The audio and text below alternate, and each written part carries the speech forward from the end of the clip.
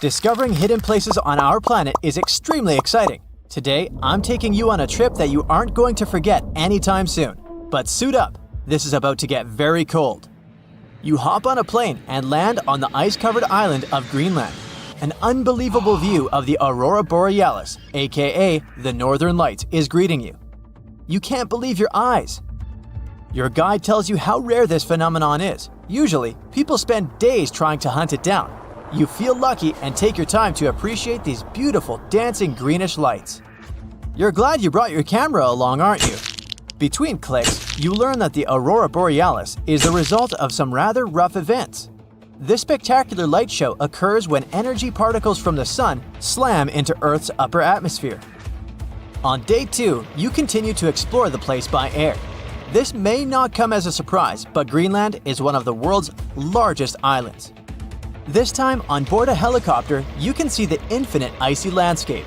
In case you're curious, you're now flying over 656,000 square miles of thick ice. Oh, what's that down there? It looks like a family of polar bears. You don't want to get too close, of course.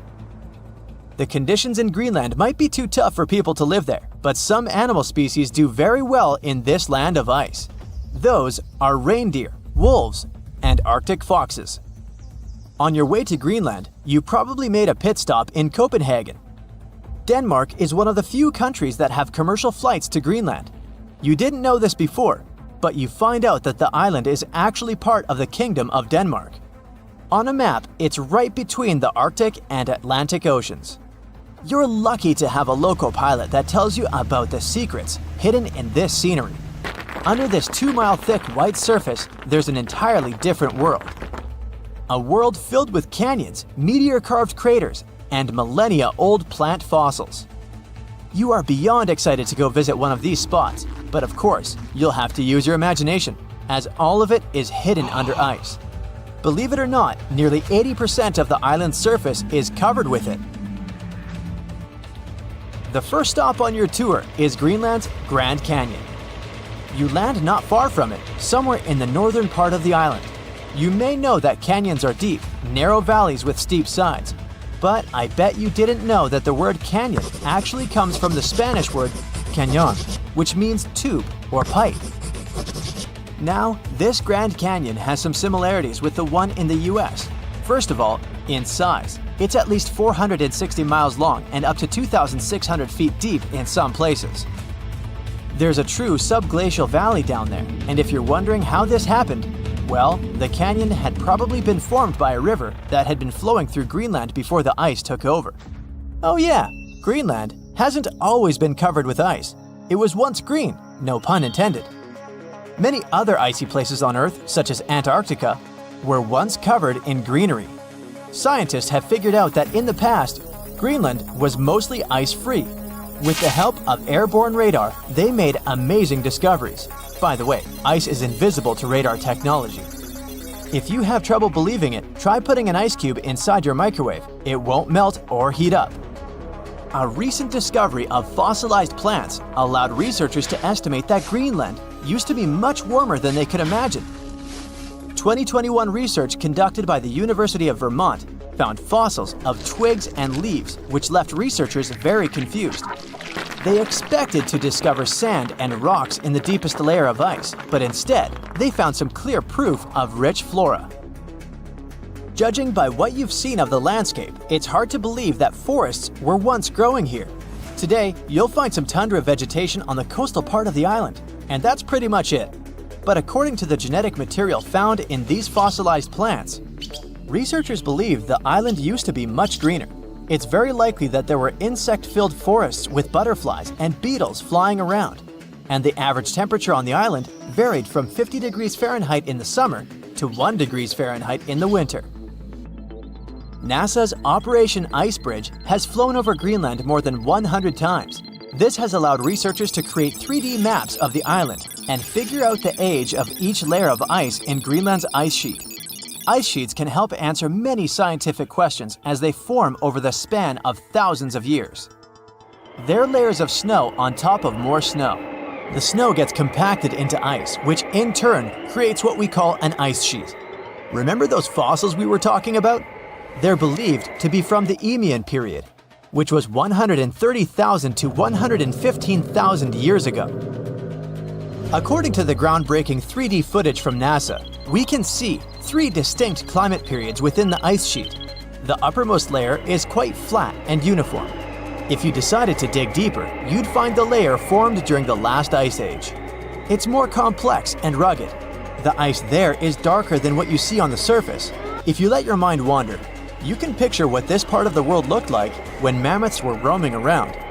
If you kept digging, you'd eventually find leftover ice from the Eemian period I've told you about. Now, canyons aren't the only unusual thing found under ice.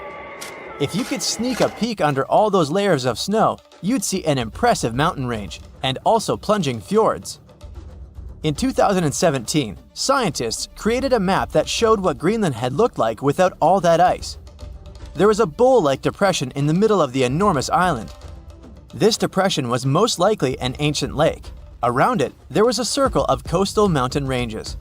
This scenery probably resembled the landscapes of modern Patagonia. Big mountains with snowy tops surrounding crystalline lakes.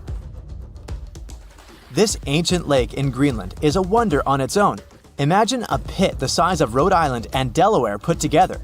The lake is believed to have covered over 2,700 square miles, and back in the day, it was fed by at least 18 different streams.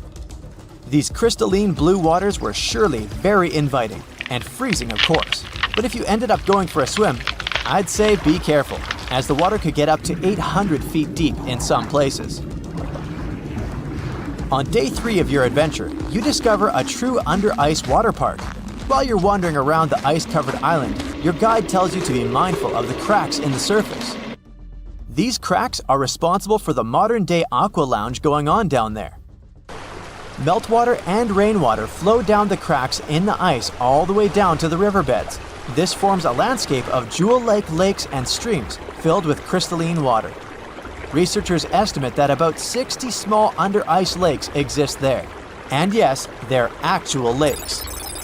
Perhaps one of the most impressive hidden features on this island is a meteor crater.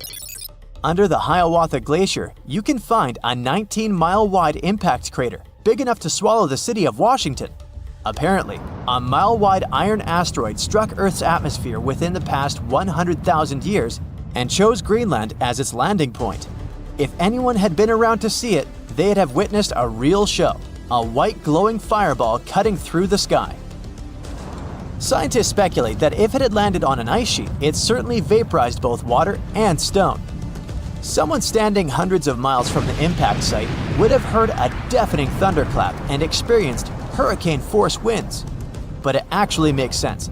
The approximate speed of meteors entering Earth's atmosphere is 45,000 miles per hour. For comparison, that is 2.5 times the speed of a spaceship. It's bound to make some noise and leave a huge crater in the ground. The Loch Ness Monster is actually not from Scotland. Turns out, this real-life creature lived in the freezing waters of Antarctica about 70 million years ago. In 2019, researchers discovered fossils of a huge, prehistoric marine reptile that looked a lot like what people described as Nessie. This beast was terrifying, measuring up to 36 feet long with a massive giraffe-like neck. It also weighed around 15 tons, which is about the size of 3 elephants. Next up on our list of huge animals is a penguin. I know penguins aren't exactly what you'd call big, but scientists have just found what they think might be the biggest penguin ever, the Kumimamu fordyce. It's believed that these giant birds were hanging around New Zealand about 55 million years ago, and they were huge, weighing over 330 pounds. That's about 5 times the size of the emperor penguins, which are considered the largest penguins alive today. Now, let's move on from massive creatures to something much smaller. Meet B. Manfred Schmitti, a great ape that lived around 12 million years ago in what is now Germany. This creature is very special, as it's the tiniest great ape ever discovered. And when I say tiny, I really mean it. These ancient animals only weighed about 22 pounds. They were basically no bigger than a super chunky cat. If you think small creatures aren't scary, wait until you meet the electric blue tarantula. This newly discovered species from Thailand's mangroves has an almost otherworldly electric blue color. Its vibrant hue doesn't come from pigment, it is actually caused by the unique structure of its hair, which reflects blue light, making it look like an extraterrestrial being. We're going even further now, diving into the freezing pitch-black depths. At around 2,000 feet deep in the Andaman Sea, scientists found a new species of ghost shark, which they named Chimera supape. Their appearance is straight out of a horror movie. They have sleek, pale bodies, frills that look like feathers, and large, creepy eyes. These ghost sharks aren't actually sharks, but they are related, having diverged from their cousins about 400 million years ago. The good news is they're not too scary since they're only a bit bigger than a shoebox. Just when you think we can't find stranger creatures, we come across this ancient amphibian from Brazil.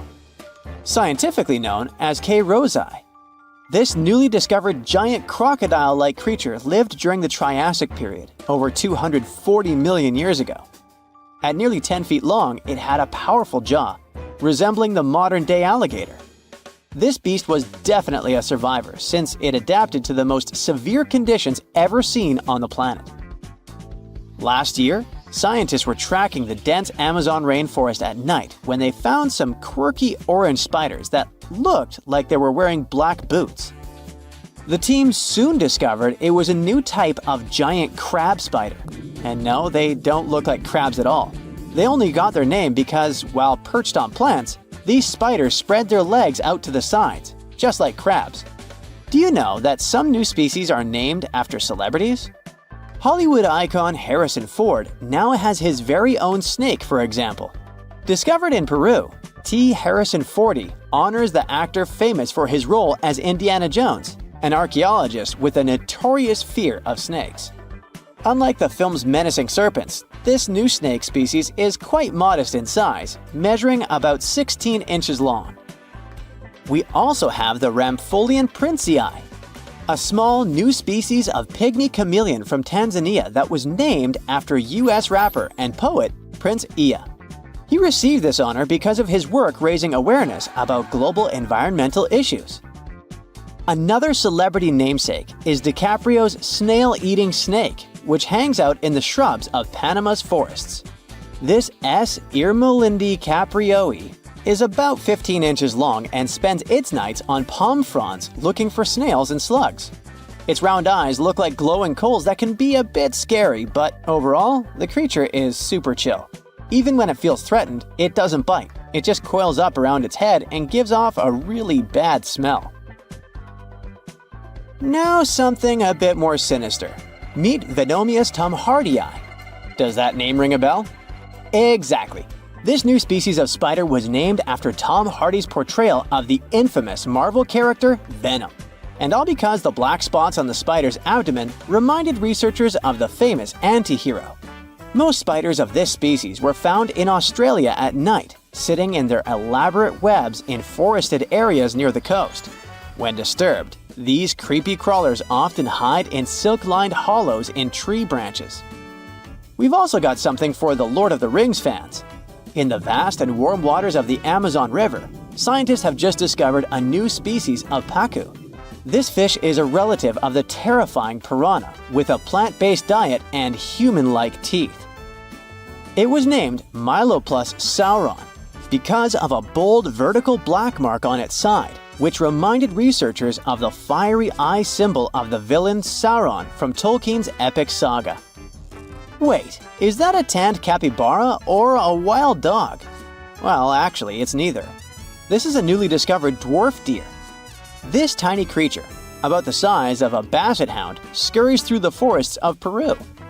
The combo of large eyes, stocky body, and short legs makes this animal simply adorable. This cute little deer is the complete opposite of what we've got coming up next. This bizarre-looking creature is what we believe the beast of 5 teeth might have looked like. Its fossils, found in Chilean Patagonia, showed that it lived during the age of dinosaurs, about 72 million years ago. This finding is just another piece of evidence that mammals had been roaming around that part of South America much earlier than we thought. Moving from the forests of South America to the deserts of Australia, we come across a sand dragon lizard, known scientifically as Cteniferous tayacalpa. With its sandy color and long, lean body, this lizard looks like it could star in a Dune movie. Discovered last year, this sand dragon lizard blends in perfectly with the hot sands of the Great Victoria Desert in southern Australia. For over 10 years, a large-eyed creature managed to hide from scientists who ventured into the mountains of southwestern China. But not this time. In 2023, the group finally managed to take photos of 7 frogs that didn't match any known species. They're now known as Leishan odorous frogs, a species that grows to be about 2 inches long and has small bumps all over their grass-green bodies. Off the coast of Chile, we have recently found a seamount nearly 4 times as high as the Burj Khalifa.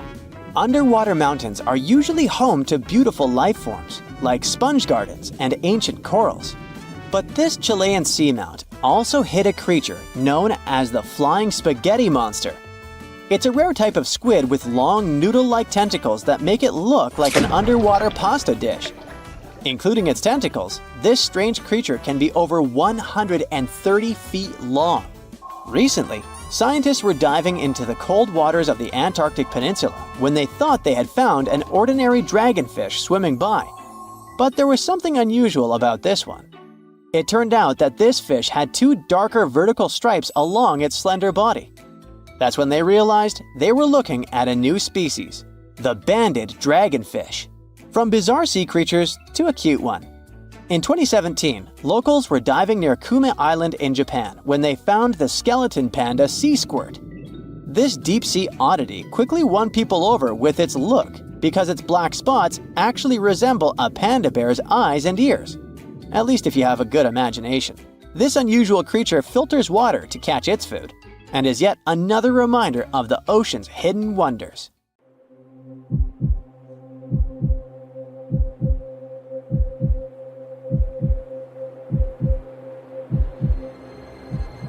Leave it to people wandering on Google Earth to stumble upon the world's newest and weirdest places ever. Like this mysterious pyramid discovered in Antarctica. Soon enough, the internet blew up with all sorts of theories regarding this unusual shape. Could it be a sign from a different life form? Is this pyramid indeed natural, or is it man-made?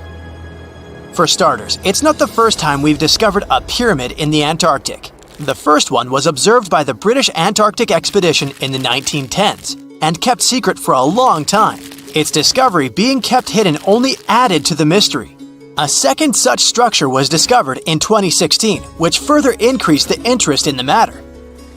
The mystery was soon enough deciphered by scientists. These formations are just mountains. They're located near the Ellsworth Mountains, a range over 250 miles long, so they're just mountain peaks that have broken through the ice sheet. As for their particular shape, it's just a coincidence. Pyramids are found throughout nature. The Matterhorn in the Alps and Mount Ballenstinder in Iceland, for example, are quite similar in terms of shape. As for the official name of these peaks, they're called nunataks, or peaks of rock peeking through a glacier or an ice sheet. Antarctica has way more incredible features, like the fact that it's home of 60 to 90% of the world's fresh water. That's because its ice sheet is the biggest on our planet, stretching across 5.4 million square miles. I'll spare you the calculations, but that leaves only 1% of the continent ice-free. Antarctica's ice reaches 2.7 miles thick at its deepest point, meaning half the height of Mount Everest. Should it ever melt completely, our sea levels would rise to roughly 200 feet. It wasn't always this cold, though. At some point in our planet's history, Antarctica had some average temperatures as the city of Melbourne has today.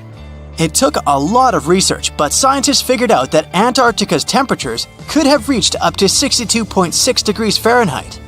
Sure, that was 40 to 50 million years ago, but if you think about it, it was at the same time when dinosaurs roamed our Earth. Time is also different on this icy continent. All the lines of longitude that help us calculate different time zones merge into a single point at the South Pole. Here, there are 6 months of daylight in the summer, followed by 6 months of complete darkness during the colder season.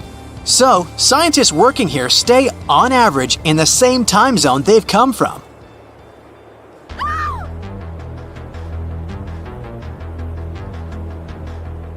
The Blood Falls aren't a chapter of a thriller movie.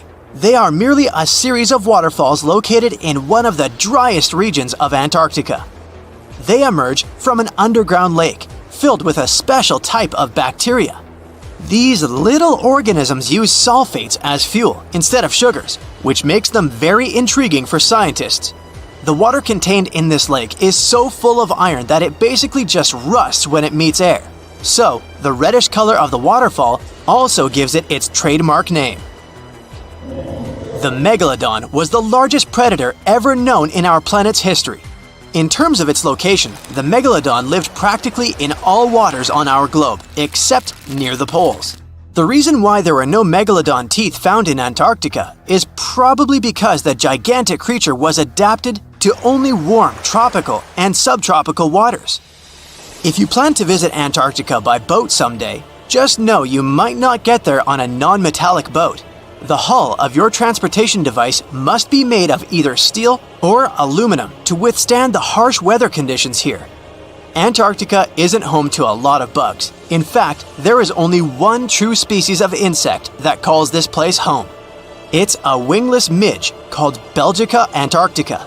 This fly is so tiny that it only reaches 0.08 to 0.23 inches long, but it's still the Antarctic's largest terrestrial animal.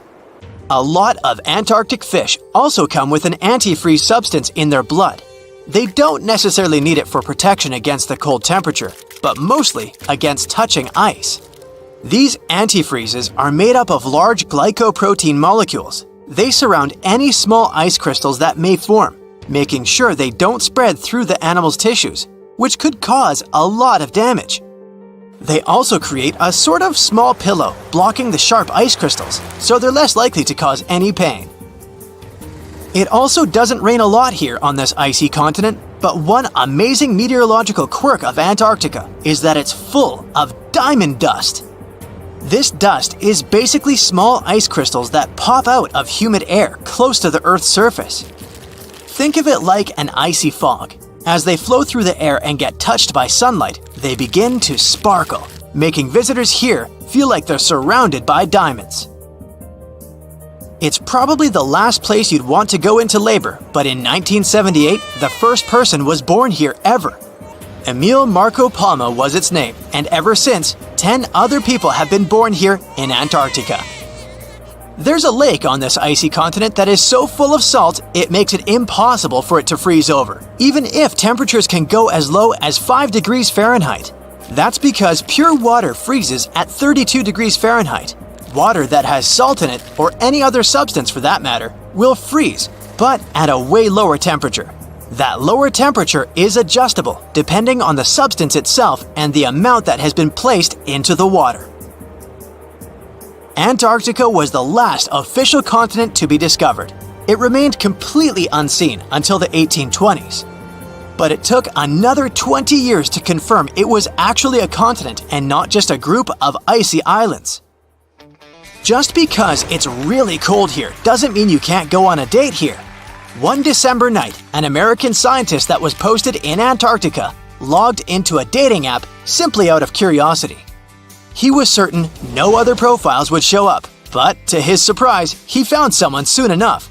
Another researcher who was stationed just 45 minutes away, by helicopter of course. They eventually got together and went on the first date in Antarctica ever recorded. Apart from ice, this continent has something else way more abundantly than any other piece of land on Earth: meteorites.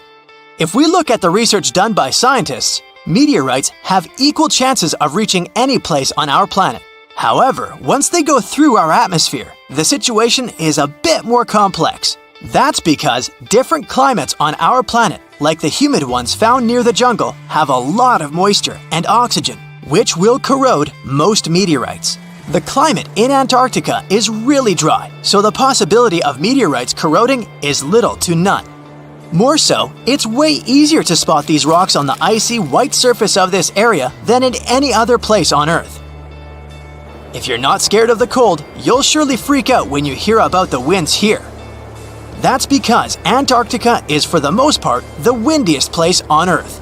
Wind speeds have been reported here to reach even 200 miles per hour. In 2020, strange signals from deep beneath Antarctica sent shockwaves through the news. Within days, headlines exploded. NASA had found a parallel universe where time runs in reverse. But what really happened? And what did scientists actually detect? Well, this story is a case of madness, misunderstood experiments, and the human need to believe in mystery. Even today, every few months, someone reposts a headline screaming that NASA found a parallel universe in Antarctica. A universe where time flows backwards, and people believe it. But no, NASA didn't find a mirror world under the South Pole, or some sort of a backwards reality where people age in reverse or speak in rewound sentences. They did find something curious, though. Here's what actually went down. Scientists were flying a strange-looking instrument over Antarctica called ANITA, short for Antarctic Impulsive Transient Antenna. ANITA is a machine that floats over Antarctica, basically a giant balloon with antennas. It listens for tiny space particles called neutrinos. Neutrinos are super small and ghost-like. They have almost no weight and go through stuff like it's not even there, even entire planets. Usually, these neutrinos come from space and rain on Earth from above. Most neutrinos, the common low-energy ones, just fly right through the Earth like it's air. They're like tiny bugs flying through a chain-link fence. There are some very high-energy neutrinos, though. They're super rare and they interact a bit more often with matter, and they can get blocked. If high-energy neutrinos hit something dense enough, like the rock and metal inside Earth, they might finally bump into a particle and get absorbed. That's more like fast tennis balls that hit the fence once in a while. Low-energy neutrinos, which are everywhere and pretty harmless, are pretty undetectable. But these high-energy guys are exactly what ANITA can detect. When they slam into ice, they send some radio waves that are easy to listen to. This faint radio signal is called the Askaryan effect. And yep, that's exactly why ANITA is flying over Antarctica. That's because the ice is pure, dry, and quiet. It's perfect for catching those rare signals. So, what did ANITA detect? It detected something rising up from below the ice, like a high-energy neutrino coming from the Earth. What? Okay, let's think logically. Maybe it started somewhere in the north, traveled all the way through the Earth, and popped out the other side. Still, that's super weird. That's not supposed to happen. Neutrinos with that much energy should have been stopped inside the planet. Like we said, get absorbed. So, scientists caught a little bit of a brain bug. That shouldn't be possible with our current physics, unless something we don't understand is going on. And when you're faced with something bizarre, you explore all options, even the wildest ones. The nightmare began.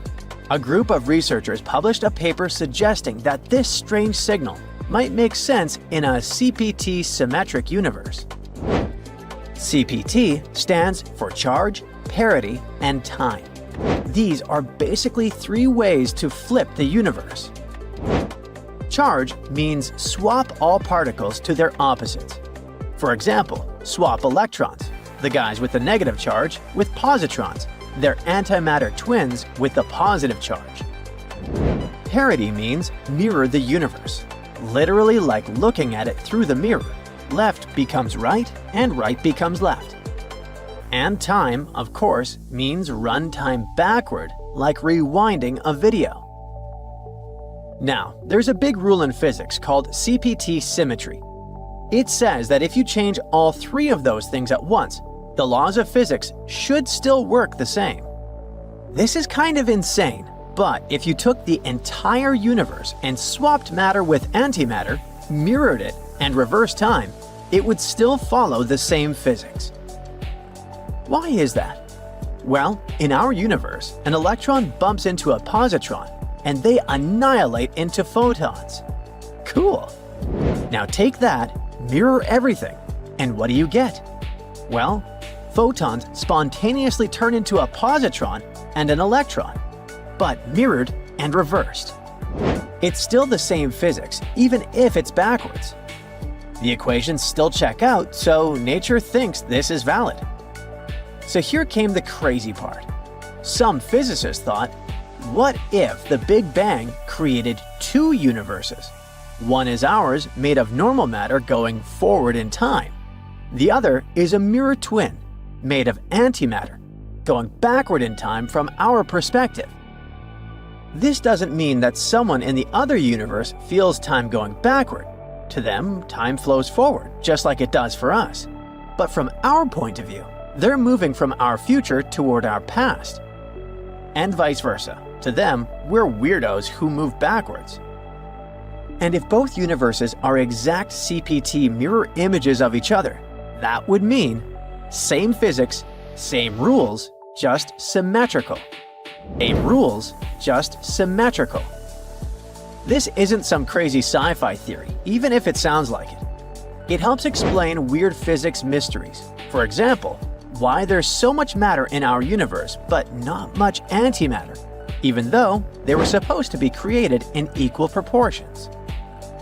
Or why the universe is so symmetrical and balanced in some strange ways. So, coming back to the neutrinos, some scientists suggested that maybe those upward-flying particles could be coming from that CPT mirror universe, poking through into ours, like a crack between two symmetrical realities. And if you look at it like that, this is quite a wild take. It's speculative. It's not proven. It's more of a cool thought, but the media immediately blew up. They ran a piece with a headline that said we found proof of a parallel universe going backwards in time in Antarctica. And all the other big tabloids picked it up. They made it sound like NASA had actually found a parallel universe. Time travel is real. Multiverse is confirmed. Meanwhile, people who worked directly on Anita immediately caught brain damage. They tried to jump in to say that's not what happened at all. They explained that the signals were unusual, yes, but there were plenty of normal explanations that didn't require rewriting the laws of physics.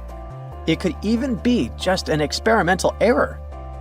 Maybe an unusual particle behavior or gaps in how we model neutrino interactions.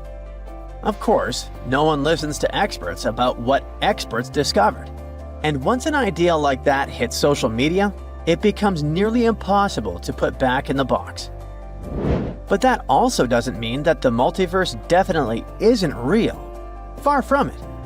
Physicists are still exploring the concept and assume that some of those potential universes, if they exist, could have different laws of physics. One idea, called the many worlds theory, comes from quantum physics. It says that every time something can happen in more than one way, like a particle moving or a decision being made, all those possibilities actually happen, but in separate universes. So there could be endless versions of reality, each slightly different, branching off from every event. Maybe in one universe, dinosaurs never went extinct. Maybe in another, you never sent that embarrassing text. Another theory is called the bubble universe theory. After the Big Bang, the universe expanded incredibly fast in a process called inflation. Some scientists think that inflation never fully stopped and is still happening in some regions.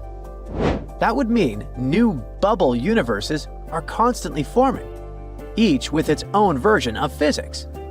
Our universe would just be one bubble in a giant cosmic sea of others.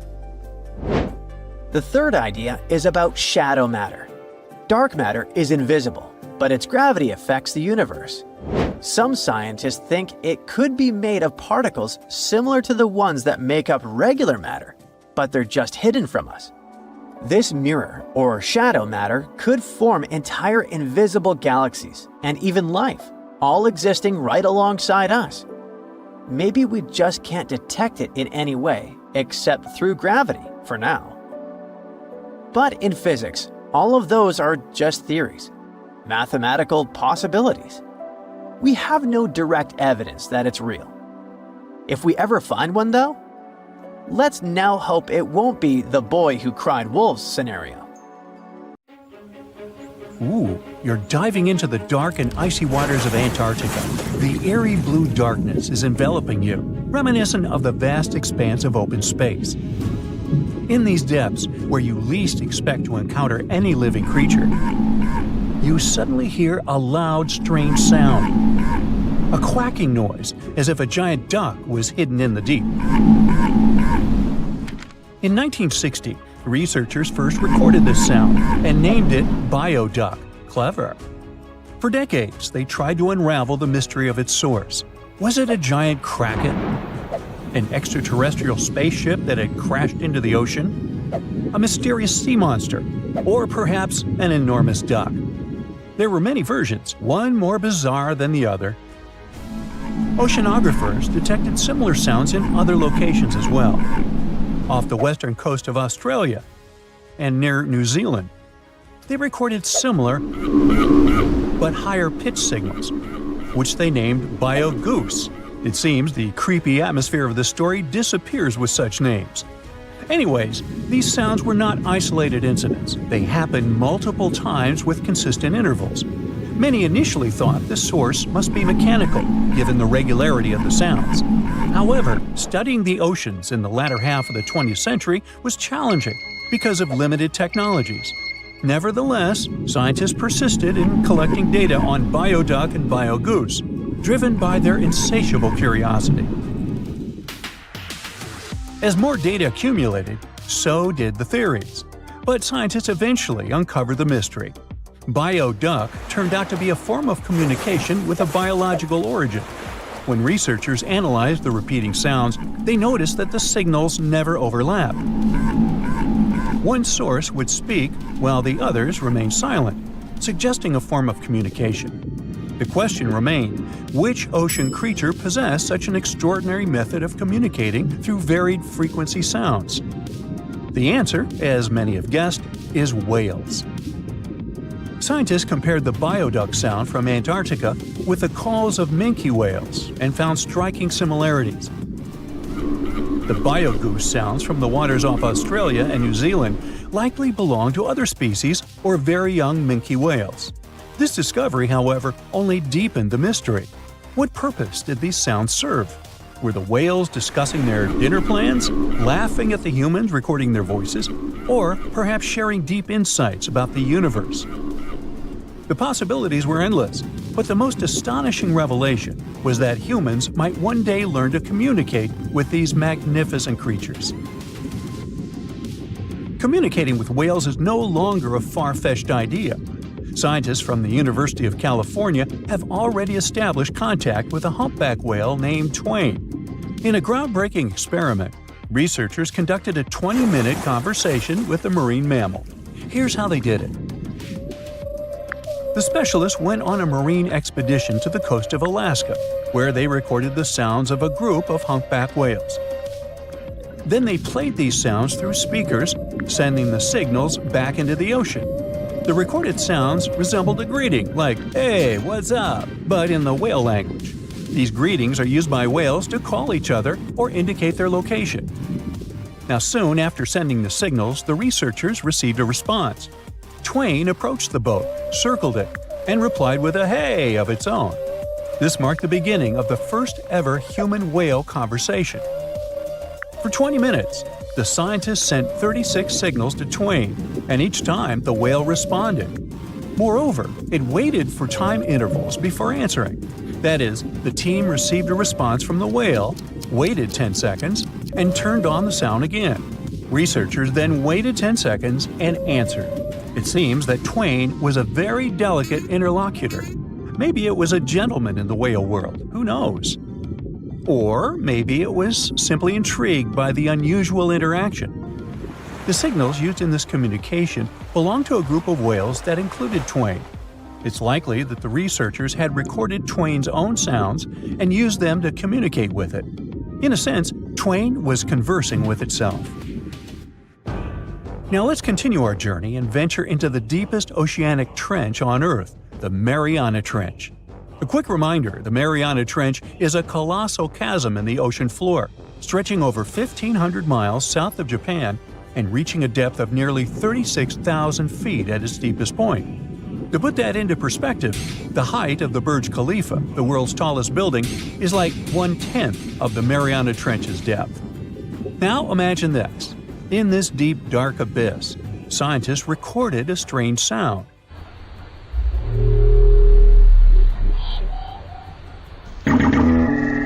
Unlike bioduct, this sound resembled something from a science fiction movie, a low rumble, followed by a metallic ping, reminiscent of the sounds made by spaceships in sci-fi movies. Researchers named this mysterious phenomenon biotwang noises. Scientists first detected this strange sound in 2014 during an acoustic survey of the Mariana Trench, and they quickly identified its source: whales, specifically Bride's whales. Using artificial intelligence, researchers analyzed around 200,000 hours of audio recordings from the ocean and found matches with a group of Bride's whales. Like other animals, these whales use sounds as a form of communication. Now, did you know what else was found at the bottom of the Mariana Trench? A plastic bottle. It's unlikely it was done by a kraken or a whale or some type of monster. Everything is simpler here. The bottle ended up there because of a human. But that's a topic for another video. Okay, let's deal with one more sound. No whales this time, just a mysterious sound in the loneliest place on Earth. This place is called Point Nemo, and that's why it's so lonely. Located in the South Pacific Ocean, Point Nemo is the most remote spot from any land. The nearest island is 1,450 nautical miles away. It's about the same long distance from land in all other directions. Moreover, here, there's almost no marine life, since few water currents reach this spot, and therefore few nutrients are supplied. In a sense, it's a water desert.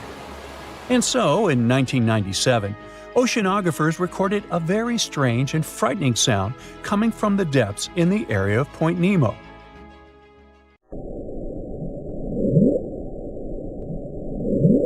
It was something gigantic and scary. People called it the bloop. As soon as journalists found out about this phenomenon, people around the world began to invent the most fantastic versions. The most popular of them was that the sound source was a giant sea monster, kraken, or some other creature. The hype around the bloop didn't last very long. Scientists managed to find out the nature of the mysterious noise. It turned out it belonged to an iceberg. When they crack and collapse, they create powerful ultra-low frequency sounds that can be heard from a very long distance. To confirm this version, scientists recorded the sounds of other icebergs and heard something similar to the bloop.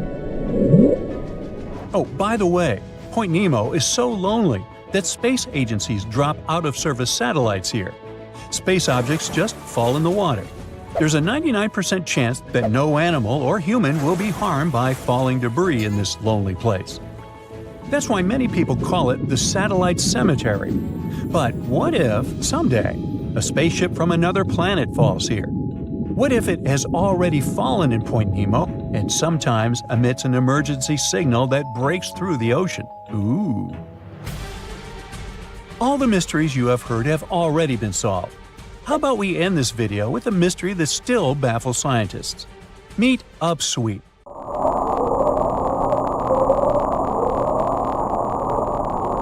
One of the most mysterious sounds ever recorded in the ocean. It's not just noise, it's a series of short ascending tones repeated at intervals of several seconds. It was first discovered in 1991 using hydrophones installed in the Pacific Ocean. At first, oceanographers suggested that upsweep could be associated with volcanic activity or underwater earthquakes. But the seasonal nature of the sound and its intensity changed, depending on the time of year, which rules out these versions. People began to consider hypotheses related to the biological life of the ocean. They studied the migration routes of marine animals and their behavior at different times of the year. However, despite all efforts, the sound source has not been identified. Some studies suggest that upsweep may be associated with certain species of fish or other marine animals that make sounds for communication or navigation, but no one has been able to prove it. We've all dreamed of visiting the Arctic and witnessing the natural wonders of polar bears frolicking on ice floes or the aurora borealis dancing across the sky. Well, sorry to break it to you, but you won't find any tourists flocking to Antarctica anytime soon. Why, you may ask? Let's dive into it. First off, where is Antarctica? It's located in the southern hemisphere, specifically at the South Pole. The Southern Ocean surrounds it, and most of the continent is covered by ice, making it one of the most remote and frigid places on Earth. Now, have you ever met someone who's visited Antarctica? Probably not. It's one of the least visited places on the planet, and only a handful of lucky explorers have seen its interior, which is mostly made up of glaciers and ice fields. But trust me when I say the wildlife and scenery are out of this world. Why shouldn't you travel to Antarctica? Well, for starters, the environment is incredibly fragile and can be easily damaged. Plus, there are no native human populations on the continent, so your travels would essentially be like visiting an uninhabited island. And let's not forget that it's also one of the most expensive destinations to travel to. Despite all that, Antarctica is not exactly guarded like a fortress, but there is an international agreement called the Antarctic Treaty. This treaty was negotiated to prevent any unwanted activity on the continent and bans some forms of testing done there by member states. But the primary reason we can't just waltz into Antarctica is that it has a delicate ecosystem that needs protection. The treaty states that Antarctica should be used for peaceful purposes only and should be free from any human activity that could harm the environment. Scientists are still learning about the continent's unique ecosystem, and our activity and machines could disrupt the delicate balance that exists there. If you're still itching to go to Antarctica, getting permission isn't exactly a walk in the park. U.S. citizens, for example, need to complete a special form and send it to the Office of Ocean and Polar Affairs. And once you're there, you'll need to follow some strict guidelines to protect the environment, like not disturbing any wildlife or taking souvenirs like rocks, plants, or animals. Now, technically, can you live in Antarctica? While there are no laws banning people from living there permanently, it's a very inhospitable environment and unsuitable for human habitation. Temperatures can reach negative 76 degrees Fahrenheit and below, making it nearly impossible for anyone to survive without the proper equipment and experience. Plus, the nearest piece of land is over 1,000 miles away, making any inhabitants completely cut off from the rest of the world. Who knows?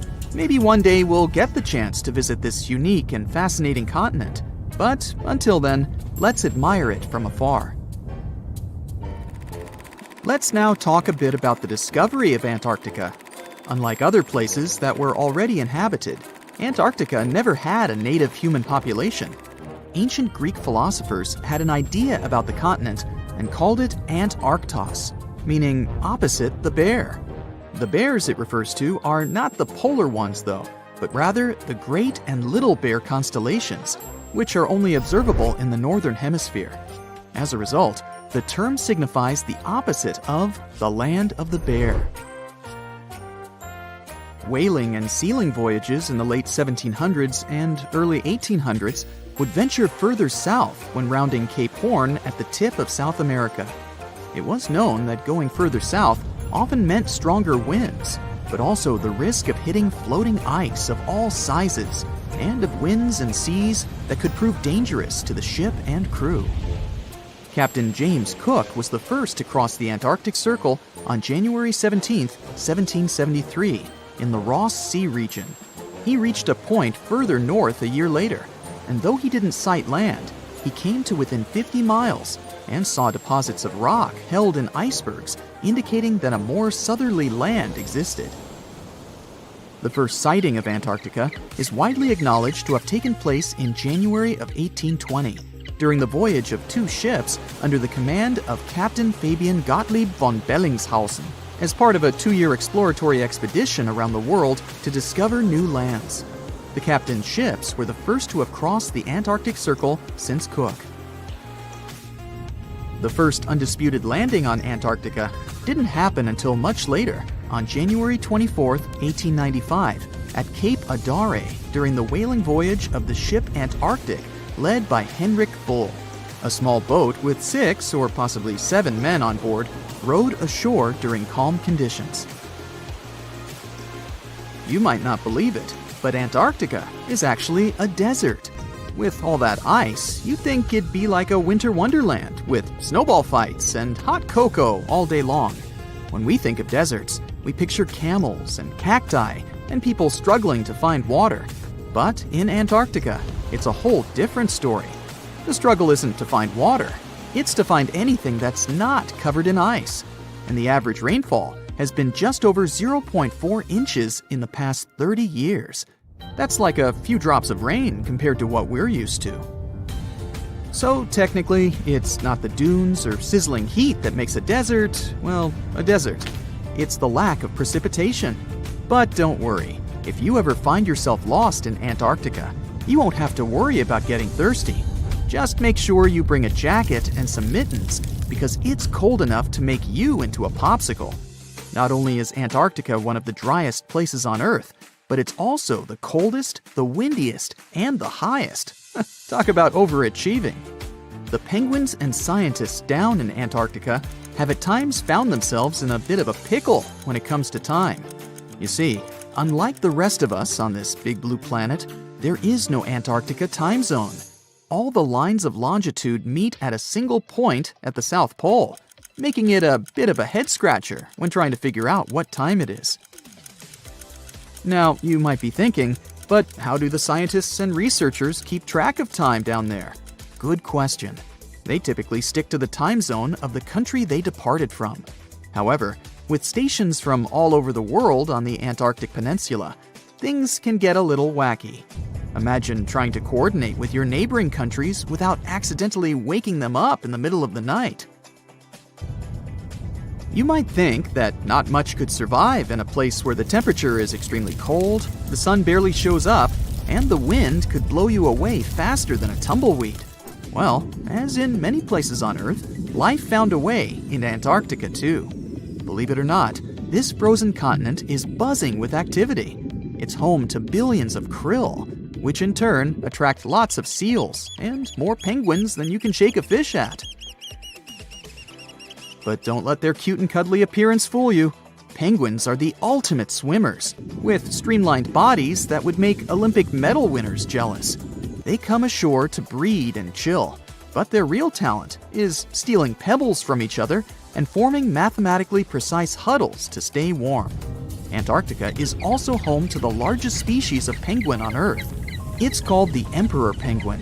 Sure, these creatures are flightless birds, but that doesn't mean they can't jump. In fact, some of them can leap up to 120 inches. And let's not forget about the seals. With their furry bodies and special songs, these marine mammals are protected by the Antarctic Treaty, and they're thriving in the cool waters of the Southern Ocean too. But the real stars of the show are the whales. During the Antarctic summer, these huge creatures show up in droves to chow down on the abundant krill. It's indeed like a whale buffet down there. Do you know that NASA explores not only stars, planets, galaxies, or black holes? Hard to believe, but yes. The agency also works on discoveries here on our home planet Earth. So what has NASA recently discovered? Is there life under the ice? While they were analyzing data recently, they discovered something unbelievable hiding under Antarctica's ice. And this discovery not only changes everything we know about the whole water system of the Earth, but it may also help with research about life in space. Humankind's existence might depend on understanding Antarctica and its secrets. So, the recent discoveries reveal vital information about our survival. But before we continue, Let's see how much you know about this place, where it's only ice as far as your eyes can see. Antarctica is one of the world's 7 continents in the southern hemisphere. It's the 5th largest continent in terms of total area, and that means it's almost twice the size of Australia. Want to see real meteorites? Go to Antarctica. Due to its dry climate, Antarctica is one of the best places to observe space. But what's even greater is that you can find meteorites on the white surface of the continent. Scientists have already plucked about 45,000 meteorites from the ice, and they think they can see another 300,000. Since there aren't many terrestrial rocks there, it's easy for them to spot them, thanks to their dark color. Antarctica's dry desert environment also helps preserve them, even the ones that fell to Earth more than 1 million years ago. And can you imagine any volcanic activity in Antarctica? It's hard. But this place is where fire meets the ice. West Antarctica is where most volcanic activity occurs. Scientists recently found that 138 volcanoes exist in West Antarctica alone. Wow! You would think that Antarctica is always cold, but no. Its coastal regions can get as warm as 50 degrees Fahrenheit. But have you ever wondered what Antarctica would look like if there were no ice? It may seem unimaginable now, but it was not always covered by ice. That was 34 million years ago, though, so nobody could tell how the continent's surface would be without the ice. But NASA changed that. They generated computer simulations and created the most accurate map of it as of today. What they saw was incredible. The continent was not flat at all, like it seemed. It's pretty bumpy, with valleys, rolling plains, and high mountains. But this was nothing next to what they had discovered under Antarctica's ice. So, what is it? Drum roll, please. NASA found 2 new subglacial lakes. And what's even cooler about it is that they spotted these lakes from space. How is that? If your answer is high-tech satellites, then you're right. In 2003, NASA launched a satellite called IceSat.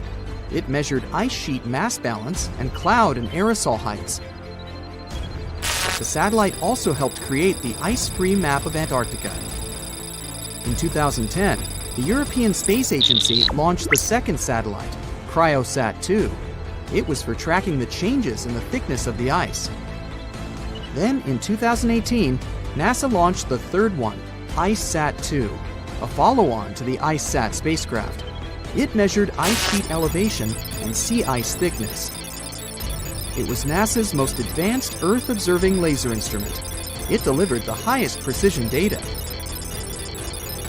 And when that was combined with the data from the other satellites, it was possible to spot these 2 new lakes near a pair of larger ones. But how is it possible that these lakes exist in the first place? The average thickness of most Antarctica ice is approximately 1.2 miles. However, it can get over 1.8 miles thick in some places, especially during the winter. So, you might think that there's nothing under there, but science says otherwise.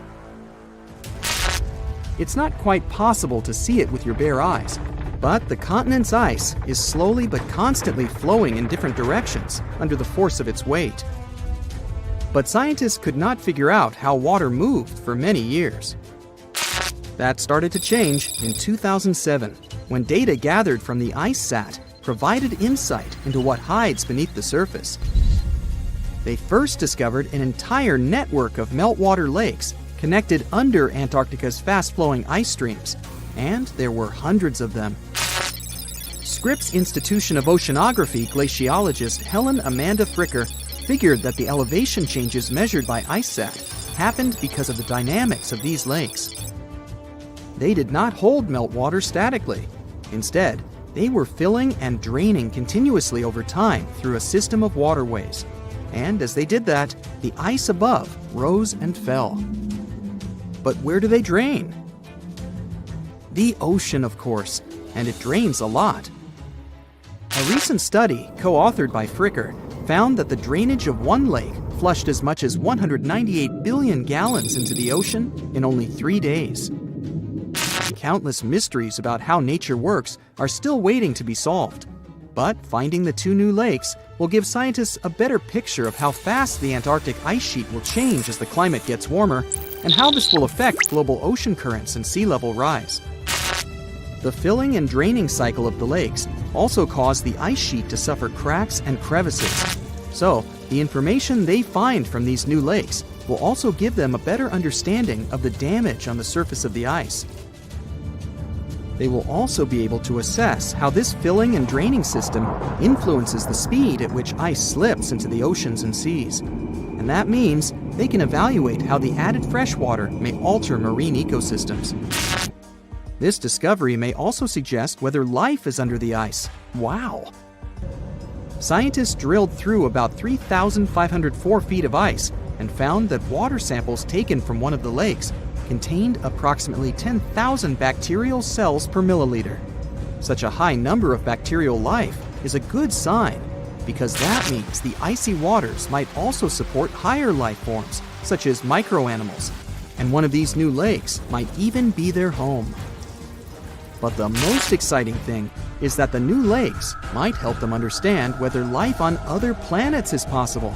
Scientists believe any life below the frozen surface of the planet Mars might follow the patterns seen in Antarctica's lakes. So, there is a possibility that they might find critical new information on the type of life that may have existed on the red planet.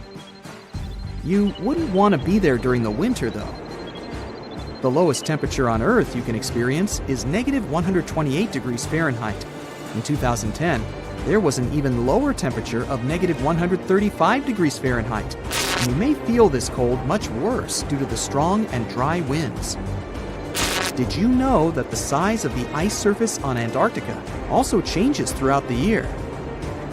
It's about 1.2 million square miles during the summer, but when it's winter, it grows to 7.3 million square miles. Yet, despite the change, it remains the largest piece of ice on Earth. Sorry, Arctic, you lose. Do you know these cute little penguins? Consider these animals the locals, because there is no native population in Antarctica. It's a no man's land, because no single country owns it. But do you know who really owns it? 5 different species of penguins, seals, and killer whales. Ha. Despite the continent's harsh conditions, you can visit it as a tourist for fishing and research purposes. Around 5,000 people reside on the continent during summer at research stations. But when winter comes, the number naturally drops down to 1,000. Antarctica's ice blanket makes up 70% of the world's freshwater reserves. Imagine what would happen if it melted. The global sea levels would be raised by almost 200 feet. Consider Lake Enigma. What a fitting name. It's already strange enough because it's not even supposed to exist. But now, we stumbled upon actual life deep beneath it. And this just might help NASA in their search for life in outer space. The lake lies deep in the icy heart of Antarctica, so it's not really a water pool like we're used to, more like a lake-like block of ice, or so we thought. Just recently, Italian scientists discovered a secret that had been buried for ages, an actual body of water, and in this water, life is thriving. Various microorganisms, and even some weird little hunters. Which is super weird, since Enigma sits in a remote and harsh corner of our planet, the northern Victoria Land in Antarctica. The entire South Pole is cold, but in this place, temperatures can plummet to a horrifying minus 41 degrees Fahrenheit, though on average it's around 7. Chilly. Like we said, this lake shouldn't even be there at all. Antarctica is technically the largest desert on Earth, even though it's covered in snow, because it's super dry. There are 0 rains, truly little snowfall, and the sun barely evaporates anything. And even if there is some water, the insane winds make sure to dry everything out super quickly. Putting on our thinking caps, this lake should lose an unimaginable 7 million cubic feet of water every year. Yet, the water remains. Why? No one knows. Scientists say there could be something deep underground that refills it constantly. They just have no idea what that might be. Maybe deep underground rivers, melting ice, or something else entirely. But hence the name, the Enigma Lake. The block of ice we mentioned is permanent and super thick, at least 36 feet of it, and that's higher than a 3-story building. So researchers decided to check out if there's anything beneath it. They used a so-called ground-penetrating radar, a super smart echo detector for the ground. This radar sends invisible radio waves into the Earth. When they hit something underground, like rocks, water, or anything else, they bounce back to the device. By measuring how long it takes for the signal to return and how strong they are, we can determine the distance and what exactly the radar hit. That's how animals like bats, whales, and dolphins can see underwater. And we humans stole this cool nature idea to research buried structures and hidden caves. Scientists used this device all over the Enigma surface. This way, they were able to create an entire map of this under-ice world beneath. The water itself wasn't surprising. It's the unique ecosystem in it that shocked them. Unfortunately, no secret monsters or extraterrestrial secrets this time. But there are microorganisms there that may not exist anywhere else on Earth. Somehow, these creatures have managed to survive in complete isolation and extreme cold. It's not that we don't know these microorganisms, we've met them before, just not exactly like this. There are a couple groups hanging out down there. The first one is Bacteroidota. They love breaking down complex molecules, especially in your stomach, and help digest tough plant fibers. They mostly hang out inside us, but in the outside world, we might occasionally find them in soils and oceans. Then Actinobacteriota, genius chemists among bacteria. They decompose organic materials and help the soil get healthier. They're also famous for producing antibiotics, so we owe a lot of our medicine to them. The third one is Pseudomonadota. These guys weren't a surprise. They're crazy adaptable. They can thrive pretty much anywhere, from soil to water to the human body. Some of them are good, helping plants grow and in nutrient cycles, but others can be opportunistic pathogens. Ooh, bad guys. But what is actually a surprise is that Lake Enigma has tons of passibacteria. They're ultra small even for microorganisms and can barely do anything themselves. So they prefer to live in symbiosis or be little parasites, relying on their hosts for nutrients and other necessities. All these little chompers might be ancient. They could be remnants of a time before the lake froze over completely, which is hundreds of thousands of years ago. It's simply weird to encounter these bacteria in the Enigma Lake, especially the little parasites. Paticibacteria usually love low-oxygen environments, but this lake is very oxygen-rich, not even mentioning an almost 40 feet of ice above. So all this means that even though we know who these guys are, this specific species might be new to us. They could have evolved with some unique adaptations and abilities using the lake's unusual chemistry. They probably rely on a super simple and delicate food web. Some of the microorganisms produce energy from light, well, whatever light gets down there, or the lake's chemicals. The symbiosis guys most likely survive by living on or inside their neighbors. Yep, these microscopic creatures hunt each other. Nope, things can't be peaceful even in a place like that. If we find out what their secret to survival is, we might learn more about chemistry, medicine, and even extraterrestrial life. Because if life can endure such extreme conditions, then it can probably appear pretty much anywhere, including our closest neighbors, Europa or Enceladus, the moons of Jupiter and Saturn. They definitely hide oceans beneath their frozen surfaces, and now there's a very high chance there might be some life there. Antarctica must be the closest thing we have to extraterrestrial exploration before we actually land on other planets. It's full of hidden mysteries and surprising creatures. Even outside of Lake Enigma, the South Pole harbors life. Just take the McMurdo Dry Valleys, which are often referred to as Earthly Mars. These are among the most mysterious and extreme places on our planet. They're stretching across Victoria Land in Antarctica, and this is one of the driest places on Earth. Makes sense if you remember the name. Surprisingly, unlike other parts of the South Pole, this land is almost entirely devoid of snow and ice, just lots of super cold ground. There might even be some sand dunes nestled here and there between the rugged mountains. The ground is mostly covered in loose gravel, scattered with ancient rocks made of granite, and something interesting called gneiss, just spelled differently. It's the type of rock that's been through a lot, literally. It's usually born when granite and sedimentary rocks have to endure insane pressure or horrifying heat for a while, a process called metamorphism. These conditions are so intense that they literally rearrange the minerals into layers. That's why gneiss has such beautiful foliated looks. It's the planet's version of baking a layered cake. It's amazing because this place is almost exactly the way it was millions of years ago. These valleys are frozen in time, and they give us a little glimpse into Earth's distant past. And that includes life. Once again, local winds are absolutely terrifying gusts of cold air racing downhill, and they evaporate snow faster than it can even melt. So, logically, you shouldn't find much water here, not even mentioning life. But somehow, you can still stumble across frozen lakes and saline ponds in the dry valleys. And local life stretches all reason and our understanding of biology. It exists inside the rocks themselves. Microorganisms are hidden in slightly moist cracks and crevices. Deep inside, there's endolithic bacteria. These guys are super chill. Instead of moving around like other microorganisms, they always stay put inside their little rocky homes. How do they survive? Through photosynthesis.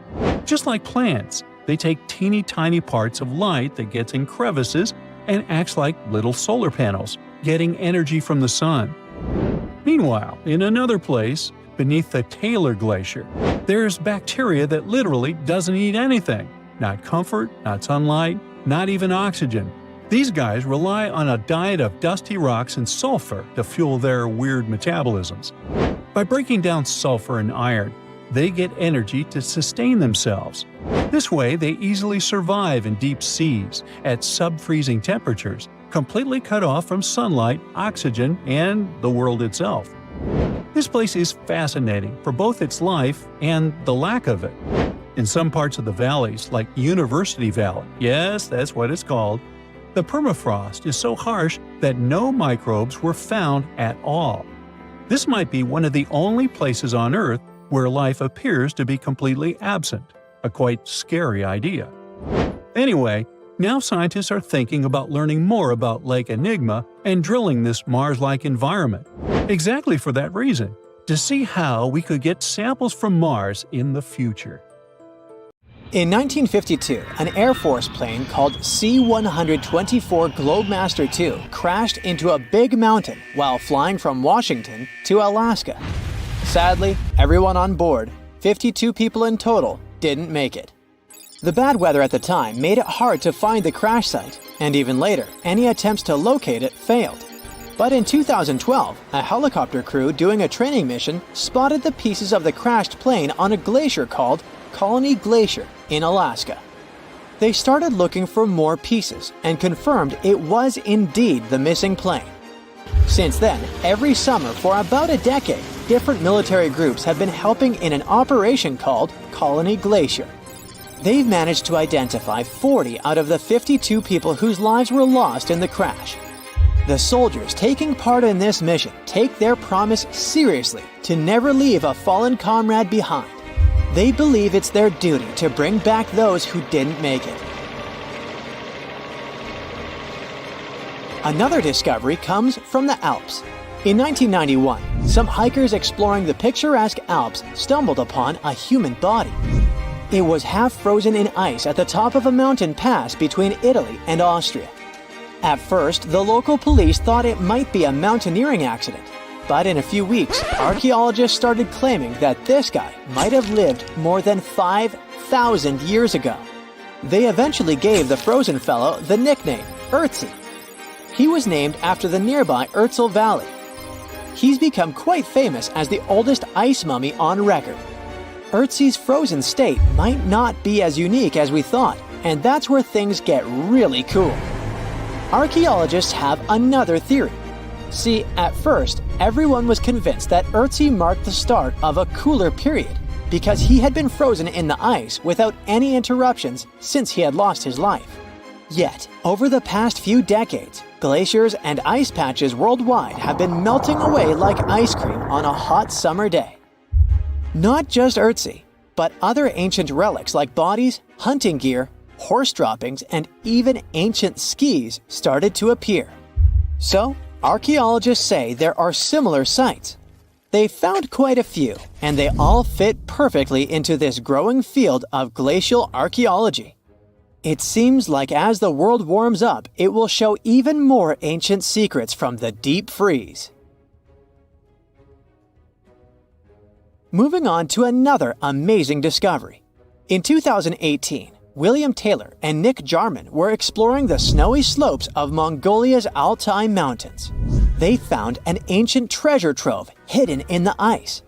Inside the trove, they found a well-preserved 3,000-year-old arrow shaft adorned with ochre markings. It was in pristine condition, a rarity for organic items that old. They found other items too, like a bronze arrowhead with bits of animal sinew still attached. All of these relics had been untouched for hundreds of years, since they had been locked in the ice. In Mongolia, rising temperatures have melted ice patches that remained frozen for centuries. Similar discoveries have been made in the Yukon, US, Italy, Siberia, and Norway. Thousands of sites have been identified. Yet, scientists are racing against time to document and preserve these artifacts before they're lost forever. The study of these artifacts challenges the definition of these environments as wildernesses and shows how indigenous people coexisted with nature there. Sometimes people find simple items too, as simple as a sandal. This one, discovered on one of central Norway's mountain passes, indicates that people used this route roughly 1,700 years ago. This suggests that there was less snow and ice in that area back then. The sandal, dating back to around 300 BCE, resembles Roman sandals of that era. Again, in Norway, hunters found an iron sword high up on a mountain, more than 5,250 feet above sea level. There's no nearby burial site, and it's puzzling why someone would have a sword in such a remote location. Archaeologists speculate that the owner might have become lost. Then, in 2011, unusual objects resembling giant slingshots began to emerge as the ice melted. Radiocarbon dating suggests that this particular object was crafted around 400 BCE. It measures over 3 feet long and has knife cuts. Those puzzled archaeologists until one team member recognized them as tang, or pliers, used to secure loads on sleds when transporting hay or leaving for animal food. People in the area used hay sleds with pliers until the 1950s, when tractors became more common. Now, let's get back in time to thousands of years ago.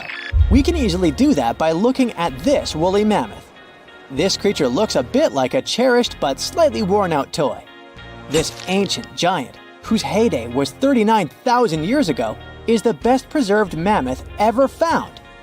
Even its signature shaggy hair is surprisingly well preserved, having been trapped in glacial ice until its recent discovery in Siberia.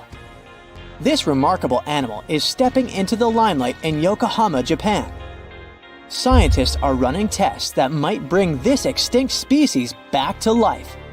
When they stumbled upon this female mammoth, they uncovered a hidden treasure, a sample of her blood preserved beneath the ice. So they believe this ancient blood could hold the key to resurrecting the mammoth. They also found well-preserved muscle tissue. She was between 50 and 60 years old when she met her icy fate. The discovery of mammoth blood has reignited debates about the ethics of bringing back extinct creatures, like in Jurassic Park. Their ambitious plan is to implant an egg into a living elephant for a 22-month pregnancy, hoping that at least one living mammoth cell might survive. Hop on, we're going to the French Alps.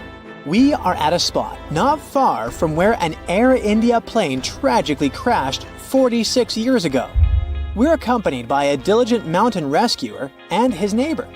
They went to this area after a bunch of tourists had noticed a strange-looking thingy on a glacier. It was a bag. The Indian embassy in Paris got wind of it, and it was all set on getting that bag. What makes it kinda cool is that it had diplomatic mail and Ministry of External Affairs written on it. The Air India flight was on its way from Mumbai to New York when it took a nosedive in January 1966. It took 117 people on board down with it. Guess what else was inside the bag besides the soaked diplomatic mail? It had a stack of old Indian newspapers. So, alongside those, they also found bits of the plane's cabin, a lone shoe, and a bunch of cables. Totally unexpected treasures on that mountain. During the summer of 2013, scientists stumbled upon a message left behind by a geologist named Walker, who had placed it there 44 years before. That message sort of served as the man's last testament. He passed away just a month after hiding the bottle in the rocks on the island. The content of the message was quite astounding. In 1959, Walker had measured the distance from those very stones to the glacier's edge, and it clocked in at a mere 167 feet. By 2013, that distance had ballooned to 400 feet. Researchers are convinced that this stark contrast between the two measurements underscores the consequences of ongoing global warming. Imagine the melting ice in Norway's mountains as a time machine revealing a treasure trove. Nearly 800 Viking artifacts tucked away for over 1,000 years have been unearthed. They give us a peek into the bustling trade networks of the Viking era and the critical role of the mountain passes in this ancient commerce. Among the finds are leather shoes, cozy woolen mittens, stylish tunics, feathered arrowheads, horseshoes, walking sticks, and kitchen gadgets from the Viking chef's toolkit. There are even Viking pack horse souvenirs. These artifacts provide us with insights into ancient travel habits and the peak times when those paths were bustling with activity, and give us a glimpse into the lives of adventurers. The South Pole is more than penguins and endless snow. There's a hidden ghost world within it. Look, it's right here on the globe. Don't confuse Antarctica with the Arctic, which is at the top of our maps. Much smaller in size, and let's face it, way less mysterious. The ice sheet covering Antarctica is about 1 to 3 miles thick, which is up to 16 Eiffel Towers stacked on each other. This massive blanket hides the true features and contours of Antarctica's land. We still don't know much about this mysterious continent, and it is ice and snow that are to blame. We still don't even know the true shape and size of this continent. Mapping Antarctica without some huge shovels is an incredibly hard task. But satellites learned to penetrate the ice with their cameras. And now we know there's actually an enormous, dramatic ancient landscape beneath the snow. The ghost of the past. About 90 million years ago, Antarctica was a much warmer place. It was actually a lush rainforest with tons of plants and probably teeming with life. It even had rivers flowing through it. Then the ice came. This happened about 34 million years ago, during the transition from the Eocene to the Oligocene, when our planet cooled significantly. It was the beginning of one of our several ice ages. The land remained, but now was hidden under ice and snow that got thicker and thicker. To a regular eye, Antarctica turned into a white desert, vast, flat, and featureless. Time went on. This massive ice sheet moved around, smoothing and shifting the ground beneath it. Over the millions of years, it changed what the land looked like. Now, if we looked under the ice, it wouldn't hold any signs of the original South Pole, except for one place. In areas where the ice is especially thick and doesn't move much, like in East Antarctica, it has actually worked the other way around. It became like a super thick blanket that protects the land. Normally, things like wind or rain slowly wear away the ground over time, changing its shape. But since we have this protective ice blanket, it prevents these natural processes from reaching the stuff underneath. So, the ground stayed almost the same for millions of years, like it's been frozen in time. This special area near the Aurora and Schmidt subglacial basins has become the ghost of Antarctica's landscape. This place was barely touched even since it was first covered in snow 34 million years ago. This is a historical footprint, a place that can tell us what Antarctica's ground looked like before it became a freezing nightmare. As scientists peered under East Antarctica, they saw an amazing ghost. The traces of the rivers that were flowing there millions of years ago, various valleys, and some weird little islands, as well as 3 big chunks of land shaped like the letter U. Hey, what's that all about? You see, the continents on our planet are moving constantly, sliding along the red-hot lava mantle like cereal on milk. Over history, they came together and broke apart several times.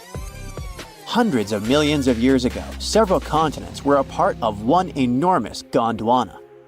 Antarctica was one of them. It used to be one huge landmass. But when Gondwana broke apart, the poor continent got stretched by tectonic forces. Parts of land were pulled away from each other. Whoosh! And they got torn apart. And that's how we got these big chunks or blocks of land under thick layers of ice. In any case, scientists now want to explore this ghost a bit more. But to study it deeply, they need to actually drill down through the ice, like using a straw to get to the bottom of a thick shake. This will help them pick up some rocks and dirt from way below to learn more about the Earth's history and climate. Antarctica is the 5th largest continent in the world, approximately bigger than the entirety of Europe or Australia, competing with the entire South America in size. Aside from East Antarctica, we discussed there are several more regions: Antarctica Peninsula, South Pole, West Antarctica, and the Ross Sea. The continent is basically a frozen sandbox, and all its hidden, mysterious landscape is actually less explored than Mars's terrain.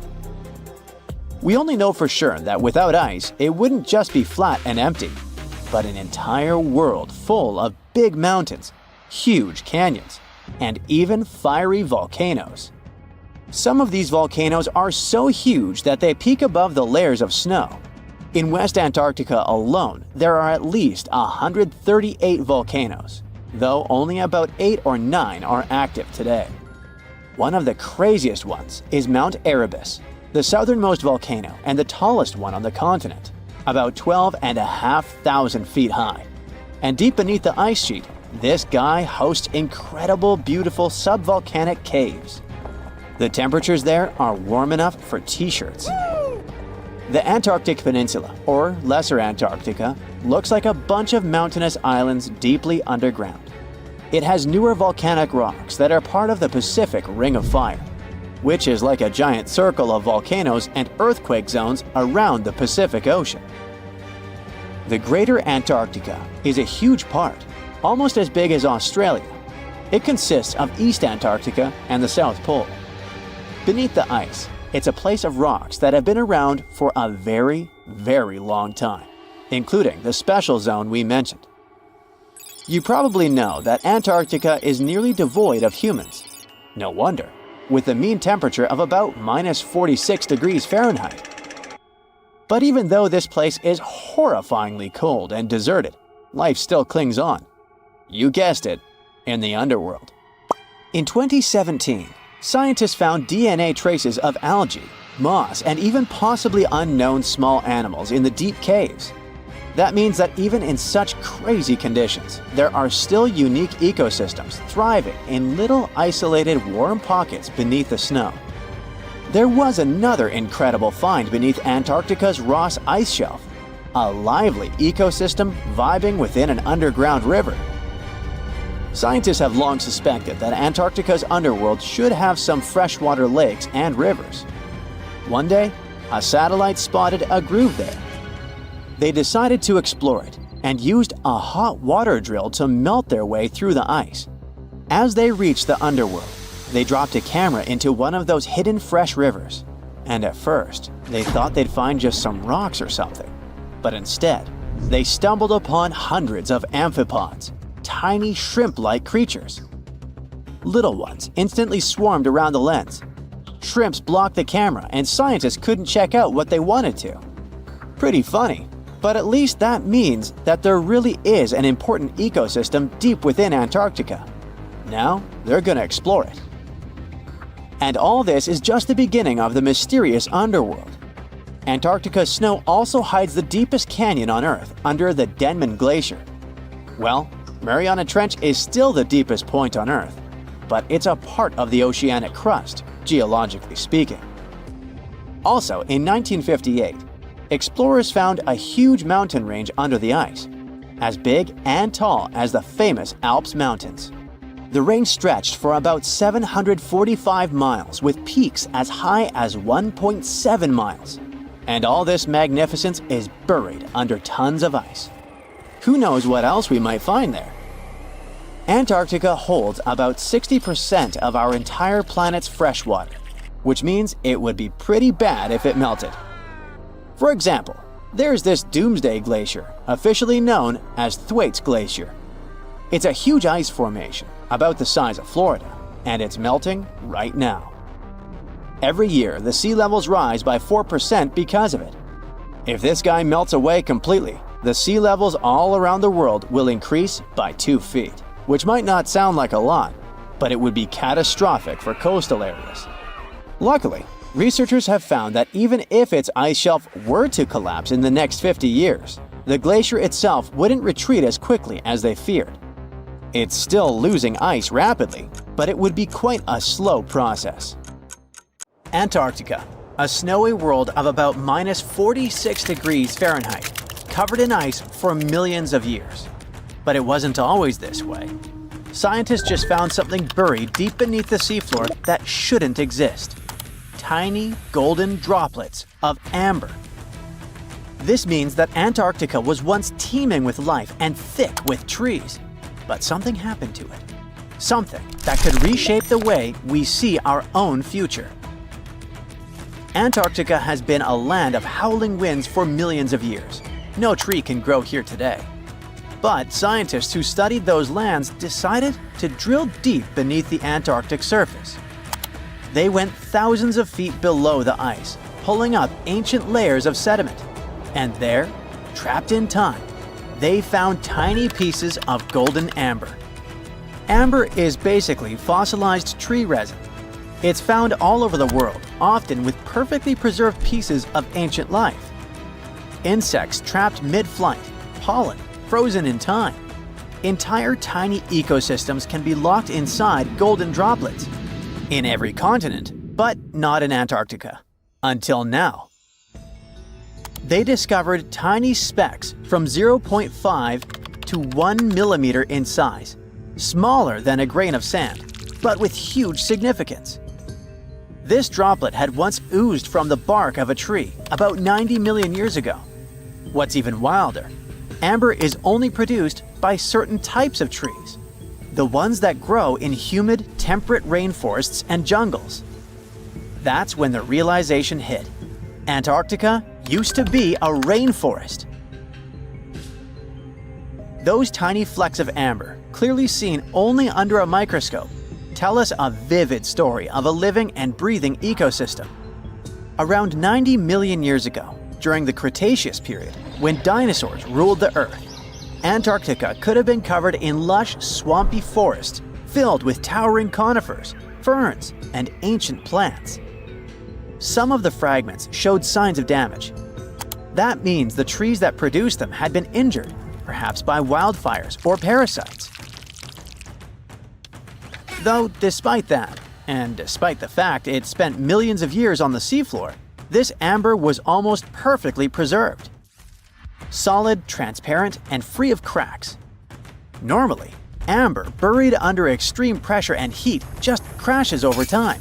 But this piece, it survived. That means other pieces could survive as well, and we might find more of them on the ocean floor. But this wasn't the first sign that Antarctica had once been a different place entirely. It started in 2017. A team of scientists drilled deep into the seabed near Pine Island Glacier on Antarctica's west coast. They pulled up sediment cores, long cylindrical samples of Earth that had been buried for millions of years. And it was insane. Inside these layers they found fossilized roots, pollen, spores, traces of an ancient forest that had once thrived here. And that's exactly what they'd been studying ever since then.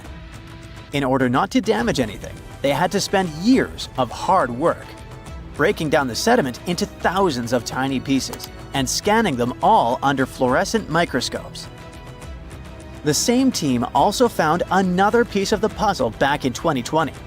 They found more sedimentary samples from the ocean floor that pointed to a land of dense trees, rivers, and wetlands. A world that looked more like the Pacific Northwest or New Zealand. But why was Antarctica so warm back then? Well, that's all because of the atmosphere. 90 million years ago, Earth's carbon dioxide levels were terrifyingly high. It was literally one of the warmest periods in history, with temperatures soaring even at the poles. Think about it. Antarctica had no ice caps. Instead, it could have had buzzing insects and maybe even dinosaurs wandering through its forests. But in order to learn what happened to them, the team has to find more evidence. Antarctica really is a place full of mysteries.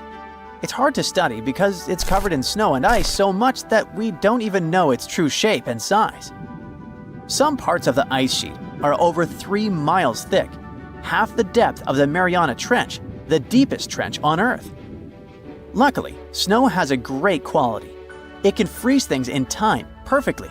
Layer by layer, year after year, it buries nature's past like a time capsule. Luckily, snow has a great quality. It can freeze things in time perfectly. Layer by layer, year after year, it buries nature's past like a time capsule. At first, fresh snow is soft and shifts easily in the wind, full of air. But as more snow piles on top, it compresses, squeezing out the air pockets and hardening into dense ice. This freezing pressure locks everything inside. It traps ancient plants, animals, and even entire landscapes. And they literally get frozen in time, because the extreme cold slows down decay. It stops bacteria growth, preventing rot, and keeping things almost perfectly intact for thousands, sometimes even millions of years. That's exactly what's going on in Antarctica. Scientists have to literally scan it all the way down this snow in order to find what this place looked like millions of years ago.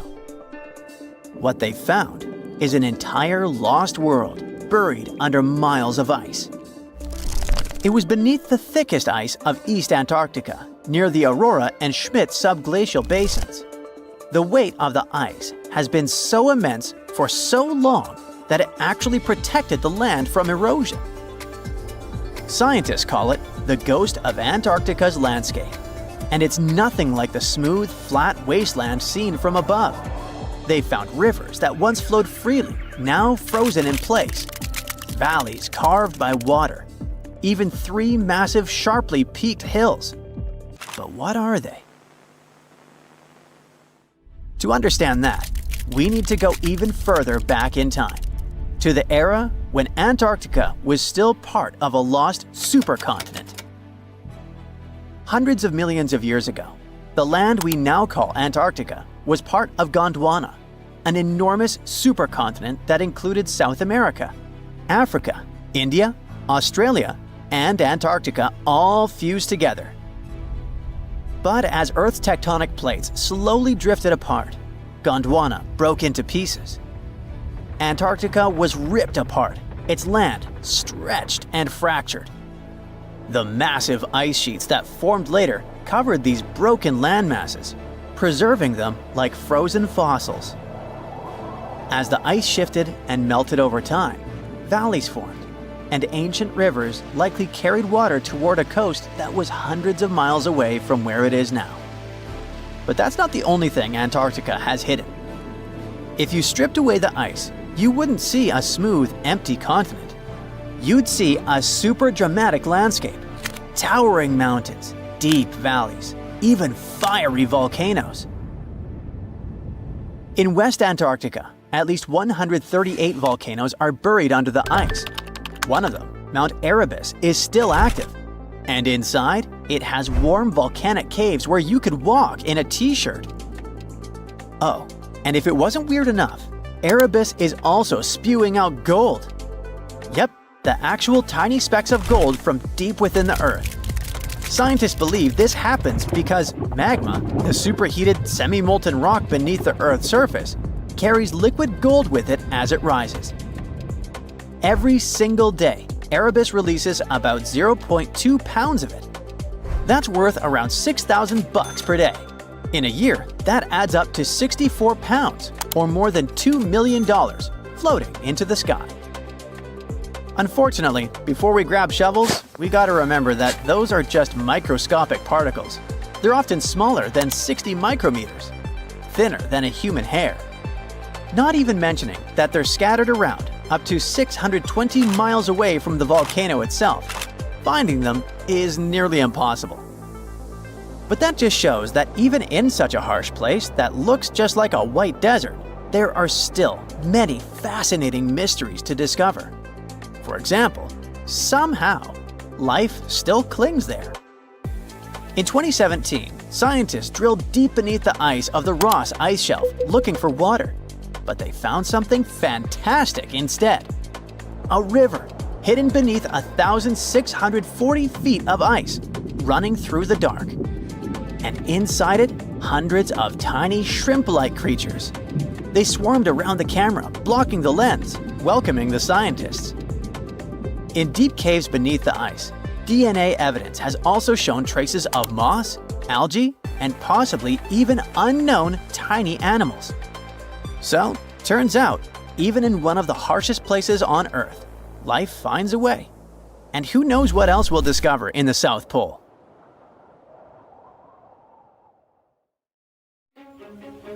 Ooh, you're diving into the dark and icy waters of Antarctica. The eerie blue darkness is enveloping you, reminiscent of the vast expanse of open space.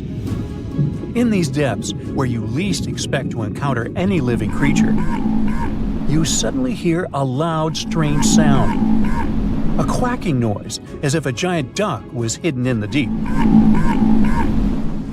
In 1960, researchers first recorded this sound and named it bioduck. Clever. For decades, they tried to unravel the mystery of its source. Was it a giant kraken? An extraterrestrial spaceship that had crashed into the ocean? A mysterious sea monster? Or perhaps an enormous duck? There were many versions, one more bizarre than the other. Oceanographers detected similar sounds in other locations as well. Off the western coast of Australia and near New Zealand, they recorded similar but higher pitch signals, which they named bio-goose. It seems the creepy atmosphere of the story disappears with such names. Anyways, these sounds were not isolated incidents. They happened multiple times with consistent intervals. Many initially thought the source must be mechanical, given the regularity of the sounds. However, studying the oceans in the latter half of the 20th century was challenging because of limited technologies. Nevertheless, scientists persisted in collecting data on bioduck and biogoose, driven by their insatiable curiosity. As more data accumulated, so did the theories. But scientists eventually uncovered the mystery. Bioduck turned out to be a form of communication with a biological origin. When researchers analyzed the repeating sounds, they noticed that the signals never overlapped. One source would speak while the others remained silent, suggesting a form of communication. The question remained, which ocean creature possessed such an extraordinary method of communicating through varied frequency sounds? The answer, as many have guessed, is whales. Scientists compared the bioduck sound from Antarctica with the calls of minke whales and found striking similarities. The biogoose sounds from the waters off Australia and New Zealand likely belong to other species or very young minke whales. This discovery, however, only deepened the mystery. What purpose did these sounds serve? Were the whales discussing their dinner plans, laughing at the humans recording their voices, or perhaps sharing deep insights about the universe? The possibilities were endless, but the most astonishing revelation was that humans might one day learn to communicate with these magnificent creatures. Communicating with whales is no longer a far-fetched idea. Scientists from the University of California have already established contact with a humpback whale named Twain. In a groundbreaking experiment, researchers conducted a 20-minute conversation with the marine mammal. Here's how they did it. The specialists went on a marine expedition to the coast of Alaska, where they recorded the sounds of a group of humpback whales. Then they played these sounds through speakers, sending the signals back into the ocean. The recorded sounds resembled a greeting, like, "Hey, what's up?" but in the whale language. These greetings are used by whales to call each other or indicate their location. Now, soon after sending the signals, the researchers received a response. Twain approached the boat, circled it, and replied with a "hey" of its own. This marked the beginning of the first ever human-whale conversation. For 20 minutes, the scientists sent 36 signals to Twain, and each time the whale responded. Moreover, it waited for time intervals before answering. That is, the team received a response from the whale, waited 10 seconds, and turned on the sound again. Researchers then waited 10 seconds and answered. It seems that Twain was a very delicate interlocutor. Maybe it was a gentleman in the whale world, who knows? Or maybe it was simply intrigued by the unusual interaction. The signals used in this communication belonged to a group of whales that included Twain. It's likely that the researchers had recorded Twain's own sounds and used them to communicate with it. In a sense, Twain was conversing with itself. Now let's continue our journey and venture into the deepest oceanic trench on Earth, the Mariana Trench. A quick reminder, the Mariana Trench is a colossal chasm in the ocean floor, stretching over 1,500 miles south of Japan and reaching a depth of nearly 36,000 feet at its deepest point. To put that into perspective, the height of the Burj Khalifa, the world's tallest building, is like 1/10 of the Mariana Trench's depth. Now imagine this. In this deep, dark abyss, scientists recorded a strange sound.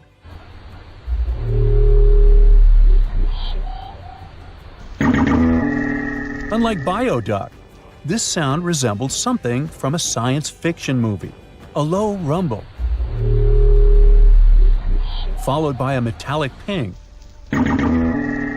reminiscent of the sounds made by spaceships in sci-fi movies.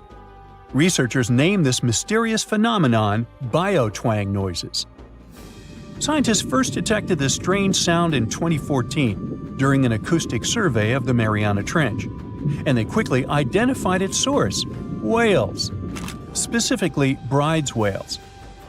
Using artificial intelligence, researchers analyzed around 200,000 hours of audio recordings from the ocean and found matches with a group of Bride's whales. Like other animals, these whales use sounds as a form of communication. Now, did you know what else was found at the bottom of the Mariana Trench? A plastic bottle. It's unlikely it was done by a kraken or a whale or some type of monster. Everything is simpler here. The bottle ended up there because of a human. But that's a topic for another video. Okay, let's deal with one more sound. No whales this time, just a mysterious sound in the loneliest place on Earth. This place is called Point Nemo, and that's why it's so lonely. Located in the South Pacific Ocean, Point Nemo is the most remote spot from any land. The nearest island is 1,450 nautical miles away. It's about the same long distance from land in all other directions. Moreover, here, there's almost no marine life, since few water currents reach this spot, and therefore few nutrients are supplied. In a sense, it's a water desert. And so, in 1997, oceanographers recorded a very strange and frightening sound coming from the depths in the area of Point Nemo.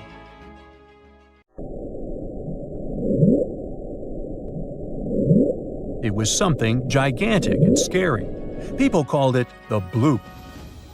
As soon as journalists found out about this phenomenon, people around the world began to invent the most fantastic versions. The most popular of them was that the sound source was a giant sea monster, kraken, or some other creature. The hype around the bloop didn't last very long. Scientists managed to find out the nature of the mysterious noise. It turned out it belonged to an iceberg. When they crack and collapse, they create powerful ultra-low frequency sounds that can be heard from a very long distance.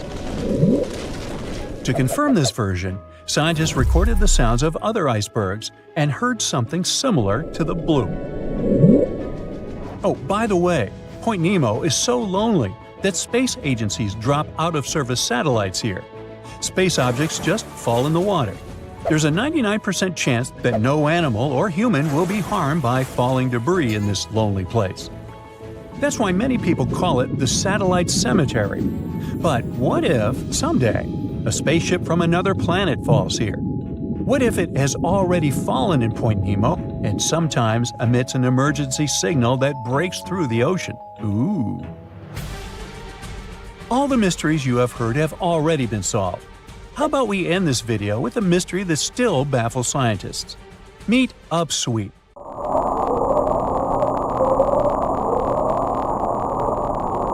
One of the most mysterious sounds ever recorded in the ocean. It's not just noise, it's a series of short ascending tones repeated at intervals of several seconds. It was first discovered in 1991 using hydrophones installed in the Pacific Ocean. At first, oceanographers suggested that upsweep could be associated with volcanic activity or underwater earthquakes. But the seasonal nature of the sound and its intensity change depending on the time of year, which rules out these versions. People began to consider hypotheses related to the biological life of the ocean. They studied the migration routes of marine animals and their behavior at different times of the year. However, despite all efforts, the sound source has not been identified. Some studies suggest that upsweep may be associated with certain species of fish or other marine animals that make sounds for communication or navigation, but no one has been able to prove it. Hey, look at this rock. At first sight, it looks like a regular boring rock, the likes of which you can see when walking along the beach. Its color doesn't stand out, and its weight is pretty regular, around 4 pounds. But everything changes when you learn that this rock was born on Mars, traveled all the way to Earth, and ended up in Antarctica. Ah, now the story sounds much more fascinating. So let's find out the details. Researcher Roberta Score, who worked on the ANSMET project, which stands for Antarctic Search for Meteorites of the Denver Antarctic Program, found this meteorite in 1984. If you want to decipher the name of the space traveler, I can help you. It comes from the place where the scientists spotted it, the Allen Hills of Antarctica, hence ALH. And then we've got the year of the discovery and the number of the sample. If you think that Roberta picked up the rock and exclaimed something like, "Woohoo, I'm holding a chunk of Mars," I'll have to disappoint you. At the very beginning, it was totally unclear where the meteorite came from. And one thing confused researchers even more. The meteor was very different from other meteorite groups found on our planet. Okay, but then how did they finally figure out it was a visitor from Mars? All thanks to traces of gas similar to those that make up the atmosphere of the red planet. We learned about its composition thanks to the brave Viking lander that carried out the necessary analysis in situ in 1976. Anyway, back to our rocky discovery. It's actually very special, and not only because the rock arrived from far, far away. Among those several thousand meteorites found on Earth, just around 100 have likely come from Mars. And even so, our guy is different from them and seems to be part of a separate group. So let's go into the past and follow the life story of this cosmic traveler. It most likely formed around 4 billion years ago on its home red planet. One day, which wasn't very different from others, turned out to be life-changing for this peaceful rock. A meteorite impact catapulted into space, and it started its own journey as a small asteroid. At that time, it was way larger than at the moment of discovery on Earth. At one point, ALH got close to Earth and, who knows, probably decided to explore something. That's how, 13,000 years ago, it ended its space journey by colliding with our planet. At the moment, this Martian fragment is the oldest we've got. But at first, it wasn't all that popular. Only in 1996 did it become way more famous after a groundbreaking discovery. You see, some NASA researchers started wondering, well, the fragment is obviously very old, but then, could it have recorded any traces of life that could have been thriving on Mars at the time ALH formed on the red planet? And guess what? Those scientists turned out to be right. They detected traces of very fine magnetite particles. Those were completely similar in structure and chemical composition to the particles we have on Earth. They're called magnetofossils, and magnetotactic bacteria produce them. So it might mean that, at one point, there were some forms of life on Mars. In April 2020, scientists from the Japanese Space Agency made another discovery. They detected nitrogen containing organic material of Martian origin in our meteorite. So, who knows what new astounding secrets further examination of the meteorite might reveal? At the moment, though, all you can do is travel to Antarctica and find more of them. The thing is, this place is great for meteorite hunting. Surprisingly, we have found nearly 50,000 meteorites in Antarctica, and hundreds of thousands are still waiting to be discovered. Each of these space rocks can tell us a story of the evolution of the solar system. For example, the very first lunar rock found on the icy deserted continent proved that chunks of space objects larger than asteroids can also end up on Earth. So, let's say you got inspired and decided to go meteorite hunting all the way to Antarctica. Well, get ready for some serious challenges. Despite their potential abundance, finding space rocks isn't as easy as it might seem. You'll have to visit remote areas, and there's still no guarantee that you'll be able to spot a meteorite. And that's actually a huge problem. Meteorites are vanishing from sight. Currently, scientists find about 1,000 meteorites in Antarctica each year. But according to a new study, about 5,000 more get hidden out of sight every year. The culprit is warming temperatures. Worried scientists created a model that could help them figure out where those meteorites might surface. This model was quite complicated, taking into consideration snow cover, surface temperature, the speed at which ice flows, and even the steepness of the terrain. After that, they ran simulations under various warming scenarios. It turned out that meteorites indeed sank out of sight as temperatures rose. To say that the researchers were upset is obvious. They didn't expect that climate change would affect their work so much. Even though those areas are below freezing, people still managed to ruin a crucial archive of the solar system. But let's get back to your meteorite hunt. If you want your chances to find one to be higher, travel to the base of mountains or outcrops where ice, which usually flows to the lower ground, is forced to move upward. But make sure to take your windbreaker with you. In those places, powerful winds brush away snow, exposing bright, vivid blue ice. Instead of melting, this ancient ice can change directly into water vapor, and it helps expose meteorites that would otherwise remain hidden. You need to hurry though. Meteorites at the surface disappear quickly. Even when temperatures are well below freezing, the rocks can still absorb some of the sun's heat and melt the ice. It's like they're creating underground, or shall I say under ice, tunnels for themselves, sinking and hiding from sight. Sometime later, refreezing closes the entrance to those tunnels, effectively trapping meteorites inside, tucked out of sight. Now, scientists admit it's very tricky to find working methods to spot meteorites. And if we don't hurry and develop such methods, we might lose between 80,000 and 250,000 space rocks in total. No wonder scientists are on a mission to find more meteorites. They're focusing on meteorite stranding zones. Those are places where meteorites often gather on the surface because of specific features of geology, ice flow, and climate conditions. As you already know, you can find meteorites on blue ice without snow cover. This makes meteorites easy to spot. But finding such hotspots is often pure luck. Or you gotta sit day and night, scouring maps and satellite images in attempts to spot blue ice zones near research stations. Let me introduce Veronika Tolinov, a glaciologist, and her team. They've taken things to the next level by developing a smart Antarctic-wide map. To do it, they've used machine learning and satellite data from NASA, the Canadian Space Agency, and others. This map highlights areas where meteorites might be hiding based on past finds and all kinds of climate and ice data. Apparently, the best places to find meteorites are along the edges of the continent and near mountains with blue ice. Unfortunately, it's not just the blue ice that matters. The temperature and speed of the ice flow are also super important.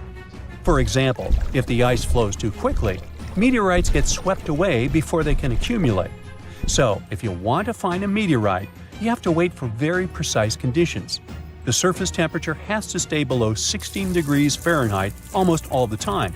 Otherwise, meteorites sink. You can start with the Allen Hills region.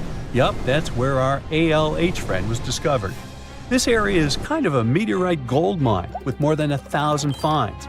But there are even more promising places, like the Fimbulheimen Mountains, and no one has searched there yet. You might be the first. In any case, with this new map, researchers developed a where-to-go index that ranks the best meteorite hunting spots, making future field trips much more targeted. And with plenty of blue ice regions still unexplored, there are tons of meteorites just waiting to be found. So, what are you waiting for? So, there's a mysterious doorway in the middle of Antarctica. Some people think it's Bigfoot's vacation home, or a shuttlecraft from Star Trek, or maybe a door to Agartha, a mythical kingdom some people believe is located in the center of the Earth. Well, the scientists debunked all these poetic theories and explained that what looks like a mysterious doorway is located in an area of fast sea ice. It's offshore of the coast and is full of little islands with shallow water around them. When ice flows around hard rocks hidden underneath, it can create patterns that look odd but are totally normal. In this spot, the ice is thin, so the rocks underneath have a big effect on how the ice moves. The cold winds in Antarctica also shape the ice and snow and make it look like they're lines and shapes. So, the mysterious doorway is just a rocky ridge poking out because the ice has melted a little. The top of the doorway is the tip of the rock, and the sides are snowy trails left by strong winds blowing in the same direction. It's essentially an iceberg that got stranded and is melting in one place. One YouTuber found another out-of-place mysterious object more than 150 miles off the shore of Antarctica, a 400-foot-long ice ship. The internet went wild with theories like that the ship must have ended up there right from the Bermuda Triangle. But there was no scientific proof that it was a ship and not just a large chunk of ice. And once some other internet users revisited the place, they noticed the ice melted in the summer and the hypothetical ship was gone. Another mysterious Google Maps find in Antarctica was a pyramid. And before you make up an exciting theory about how the ancient Egyptians built a secret base here, I have to tell you it turned out to be just a mountain. It's part of the tallest mountain range in Antarctica that stretches for almost 250 miles.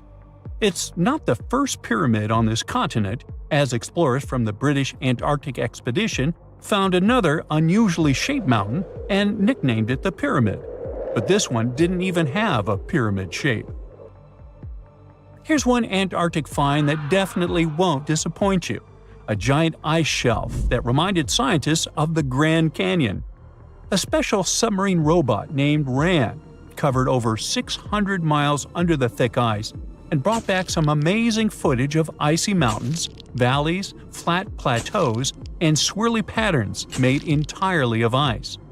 One of the strangest things RAN found was giant bowl-shaped holes, or scoops, in the ice. Sadly, scientists lost track of the robot. They think that curious Wendell seals may have accidentally bumped into RAN and caused it to get stuck. To save energy, RAN probably shut itself down, and the scientists couldn't find it again. But the team is hoping to build a new robot and continue exploring this icy canyon to see how the patterns under the ice might change over the years.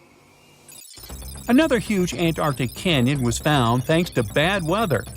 A team of sound experts had to pause their work at the Casey Research Station in a storm. Instead of waiting around, they decided to use the unexpected free time to map the seafloor near Adams Glacier. And that's how they found a canyon that is almost 7,000 feet deep, almost 30,000 feet wide, and stretches over 28 miles away from the glacier. During the mapping, they discovered just part of the canyon before they had to go back to the research station. But when bad weather came in again, the ship went back and mapped more of the canyon. They were working in waves up to 13 feet high and super powerful winds, but they managed to get about 15 hours of data to complete their map. On the way back to Australia, they stopped one last time, and now they've got a full picture of the canyon. Studying it is helping scientists learn more about the history of glaciers and the interaction between the Antarctic ice sheet and the ocean. Now, there's a frozen lake in Antarctica called Lake Enigma. For a long time, people thought the lake was completely frozen solid. But during one expedition, researchers found that under the thick ice, there was a layer of liquid water about 40 feet deep. To learn more, they drilled through the ice and sent down a camera to explore what was hiding in the lake's depths. The lake's water, which they think comes from the nearby Amorphous Glacier through a secret underground pathway, was filled with strange microbial life. These tiny microbes lived in mats that covered the lake bed. Some of the mats were thin and spiky, and others looked like crumpled carpets, or even small tree-like shapes that grew up to 16 inches. Many of the microbes could make their own food through photosynthesis, just like plants do, and it gave the lake a high amount of oxygen. One of the coolest discoveries was a type of microbe which usually lives in low-oxygen places. Lake Enigma might be similar to environments on icy moons like Europa or Enceladus, so it could mean that these moons also have hidden water under their ice and possibly microbial life too. One more mind-boggling discovery from Antarctica is tiny pieces of amber in mudstone, found here for the very first time. It took scientists years of studying incredibly well-preserved fossilized roots, pollen, and spores that they found back in 2017. Amber proves that resin-producing trees once grew in Antarctica, part of a lush rainforest that existed near the South Pole during the mid-Cretaceous period. Back then, disclaimer, I wasn't around then, the trees would have had to survive through months of darkness during the long Antarctic winters. Scientists believe they adapted by going dormant for a long time. The amber pieces the scientists found are tiny, but they are beautiful shades of yellow and orange with bumpy surfaces that show how the resin flowed out of the trees. This resin likely leaked out to protect the trees from insects. It was preserved because water quickly covered it and kept it safe from sunlight and air. A scientist was browsing through satellite images for brown trails of penguin waste and found 4 new colonies of emperor penguins at the base of the globe. These new colonies likely have been around for years, though 3 of them are rather small, with fewer than 1,000 breeding penguins each. One of the new colonies was found close to a place called the Lazarev Ice Shelf, where there used to be a larger penguin colony. They thought this colony went extinct in 2019, but it seems the penguins have just moved a bit because of changing sea ice conditions. So studying them can help us learn more about how emperor penguins adapt to changes in the environment. Now, there used to be a giant river system in Antarctica 40 million years ago. Researchers found proof of it after studying soft sediments and hard rocks from the frozen seabed. They looked at tiny bits of radioactive elements, like uranium and lead, and learned that the deeper dirt came from the time of dinosaurs. The dirt closer to the surface was younger and had an interesting pattern, like the kind you see in river deltas today, such as in the Mississippi River or Rio Grande. Scientists found tiny signs of life in the sand. The river that once flowed here started in the Trans-Antarctic Mountains and traveled 930 miles before it reached the sea. Researchers kept studying newer layers of dirt from about 20 million years ago. They hope this will help them predict what the Earth's weather patterns might be like in the future. Oh wow, there's a hole in the bottom of the ocean! It seems that the ocean has a leak. But it's not like a leak you would expect, where water is flowing out. It's more like a spring since water is flowing in, not out. This unique leak is something we know as Pythia's oasis. A grad student was the one who accidentally discovered it. He noticed bubbles that were rising to the surface. Normally, bubbles in the ocean tell us there might be some hydrothermal vents, which are hotspots for some pretty cool things. These vents are actually like hot springs on the seafloor, but instead of bubbling with warm water, they release a fluid that has been superheated in the crust of our planet. When seawater seeps into these cracks and travels deep into the crust, it comes into contact with the extremely hot mantle. This heats seawater to very high temperatures, and as it moves back up towards the surface, it carries dissolved gases and minerals. When the hot fluid shoots out of the vents, it mixes with the surrounding seawater and quickly cools down. Just a short distance away from the vent, the temperature can drop to a comfortable 68 degrees Fahrenheit or so, which is, as it seems, exactly what some creatures like. And there are some real weirdos living down there in the darkness, like ghostly fish, giant red-tipped tube worms, and a unique type of shrimp with eyes on their back.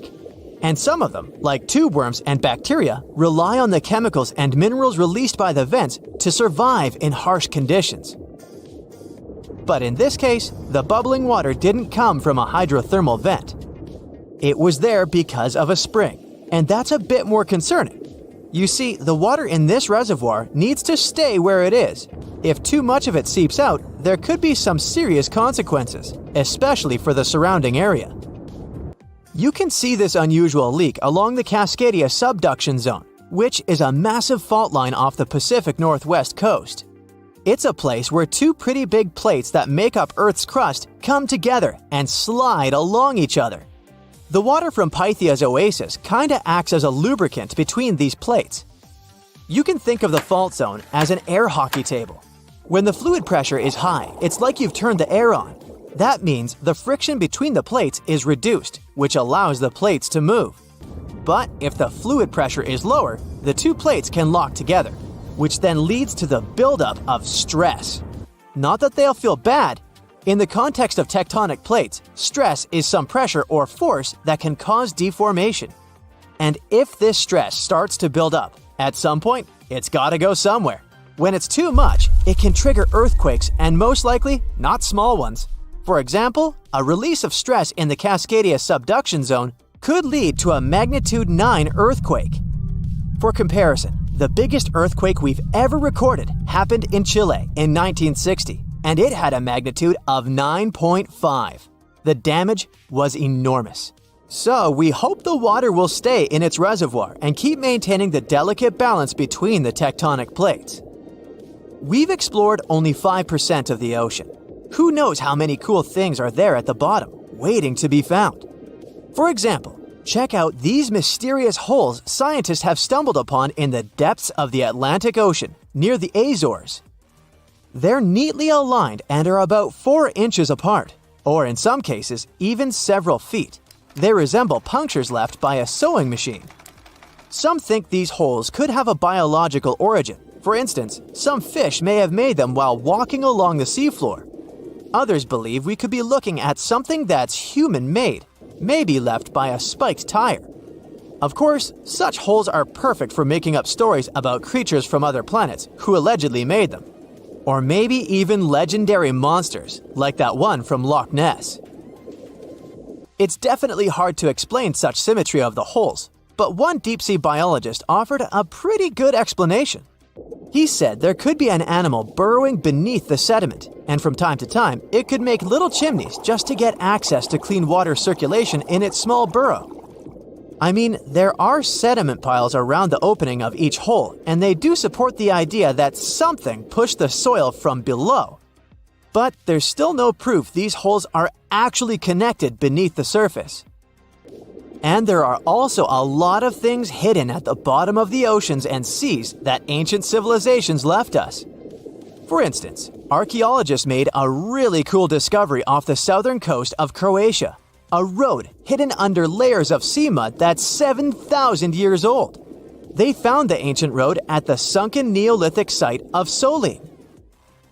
The site of Solin was a human-made island in ancient times, and an archaeologist discovered it 2 years ago.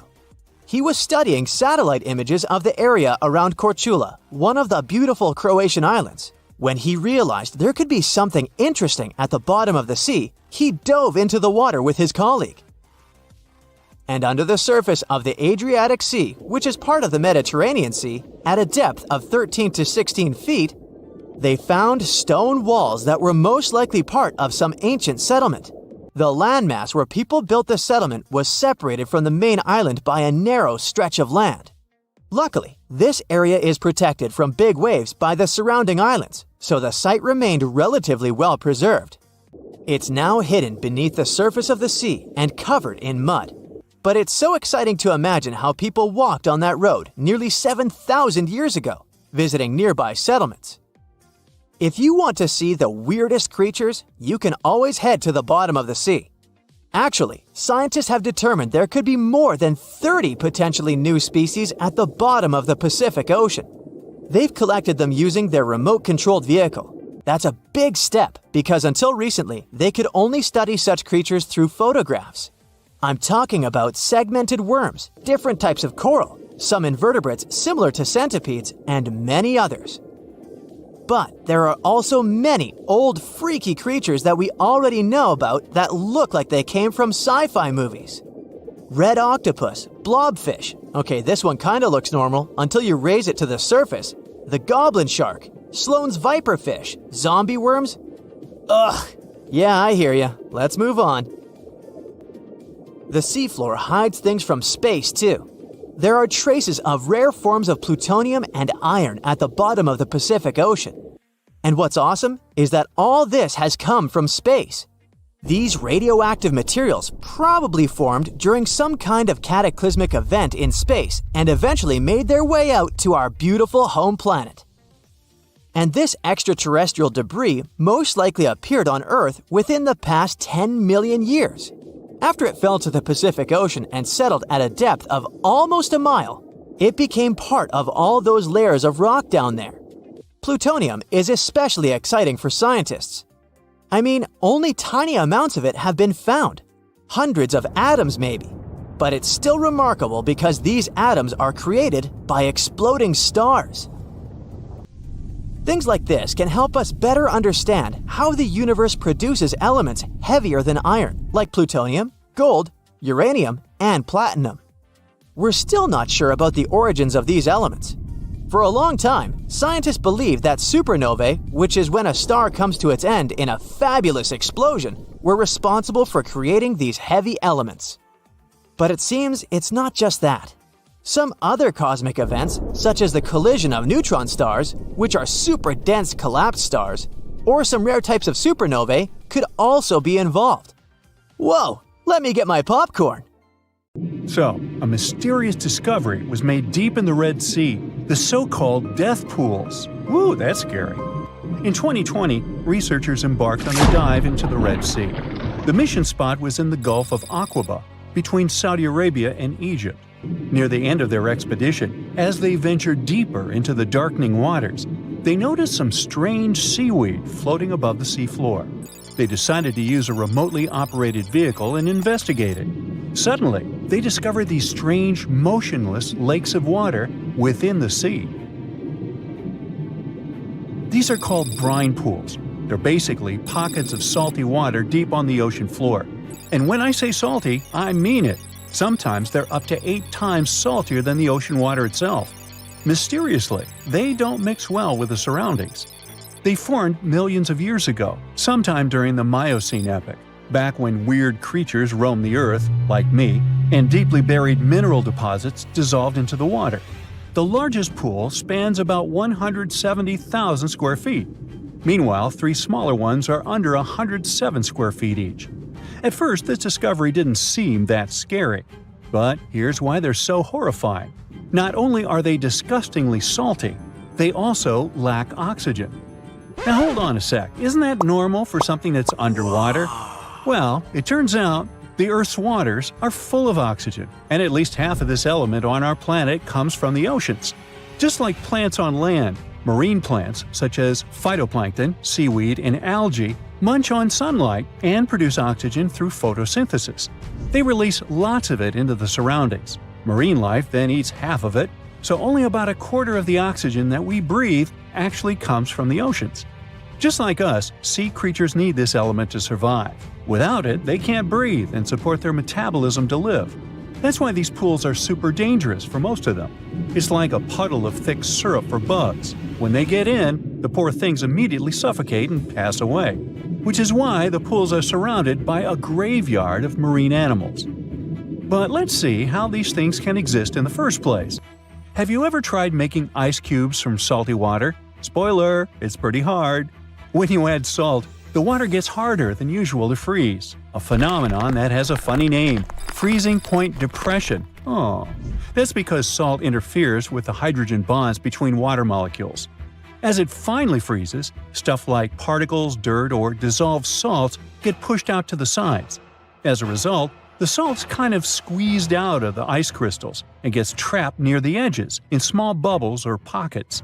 Something similar happens in the ocean when seawater starts freezing under super cold polar caps. The salt doesn't freeze with the water. Instead, it gets pushed out, forming a super salty cold liquid, the brine. And then it sinks down to the ocean floor. On a large scale, all this process also helps currents to form. Despite being so dangerous, the pools are still full of microbial life, because microbes couldn't care less, they'll survive anywhere. There are literally thick mats of them in the brines. There are also some salt-loving creatures, like shrimps and eels, hovering around the pool's edges. They're being super creepy, waiting to catch unsuspecting prey that ventures too close to the toxic death pool. Ew. Well, it sounds icky, I know. But this discovery gives us some fascinating insights into how life might have originated on Earth. We already know from the evolution theory that we came from the ocean, but now scientists think that life might have begun in the deep sea in some super dark, oxygen-free places. These brine pools are like time capsules. They're one of the closest things we found to the early Earth. They can tell us the planet's history of earthquakes, floods, tsunamis, and more. For example, they have some traces of rainfall that happened over 1,000 years ago. And they can also help us search for life on other water-rich planets. For example, Mars most likely used to have huge oceans on it. Now, NASA scientists want to send a special instrument called HABIT for a special red planet mission to study things similar to our brine pools. This will tell us more about how life appears and survives in the universe. There is lots of unexplored fascinating stuff like this in the Red Sea. That's why scientists conducted the so-called Decade Expedition and spent around 5 months exploring the place. This expedition was launched by the National Center for Wildlife. They made so many remarkable discoveries that now we've got 77 new research papers. For example, they found over 10 blue holes, incredible underwater sinkholes that host unique ecosystems. They also learned that dolphins can use those blue holes to protect their young from predators. Scientists also found traces of great white sharks, a creepy community of deep-sea lanternfish living in low oxygen conditions, and even a new coral species. It's the most resilient deep-sea corals that also vibe just fine without oxygen, like microbes we mentioned. Speaking of which, research also showed us some new ancient thermal vents and large blobs of microbial formations near Farasand Island. Now, can you believe that with all that, we only explored 5% of the ocean? It's divided into several layers based on depth. Each layer becomes darker and more isolated from sunlight as we go deeper. The places that no sunlight can reach are terrifying. Now, the fun, cute layer with dolphins and turtles is called the epipelagic or sunlight zone. It's so tiny, but even this layer is about 650 feet deep. Then we have the mesopelagic or twilight zone. It's the layer of mysterious octopus, shark, and other loners which extend to about 3,000 feet down. And then the horrors begin after this one. We encounter the bathypelagic or midnight zone. It extends to 13,000 feet below the surface, about a half of Everest above you. Here we have the famous poor blobfish, squids, and anglerfish. Below it is the abyssal zone. It extends to about 20,000 feet deep. Since there's not much sunlight or oxygen, as we mentioned, most creatures here are quite small, like tube worms and shrimp.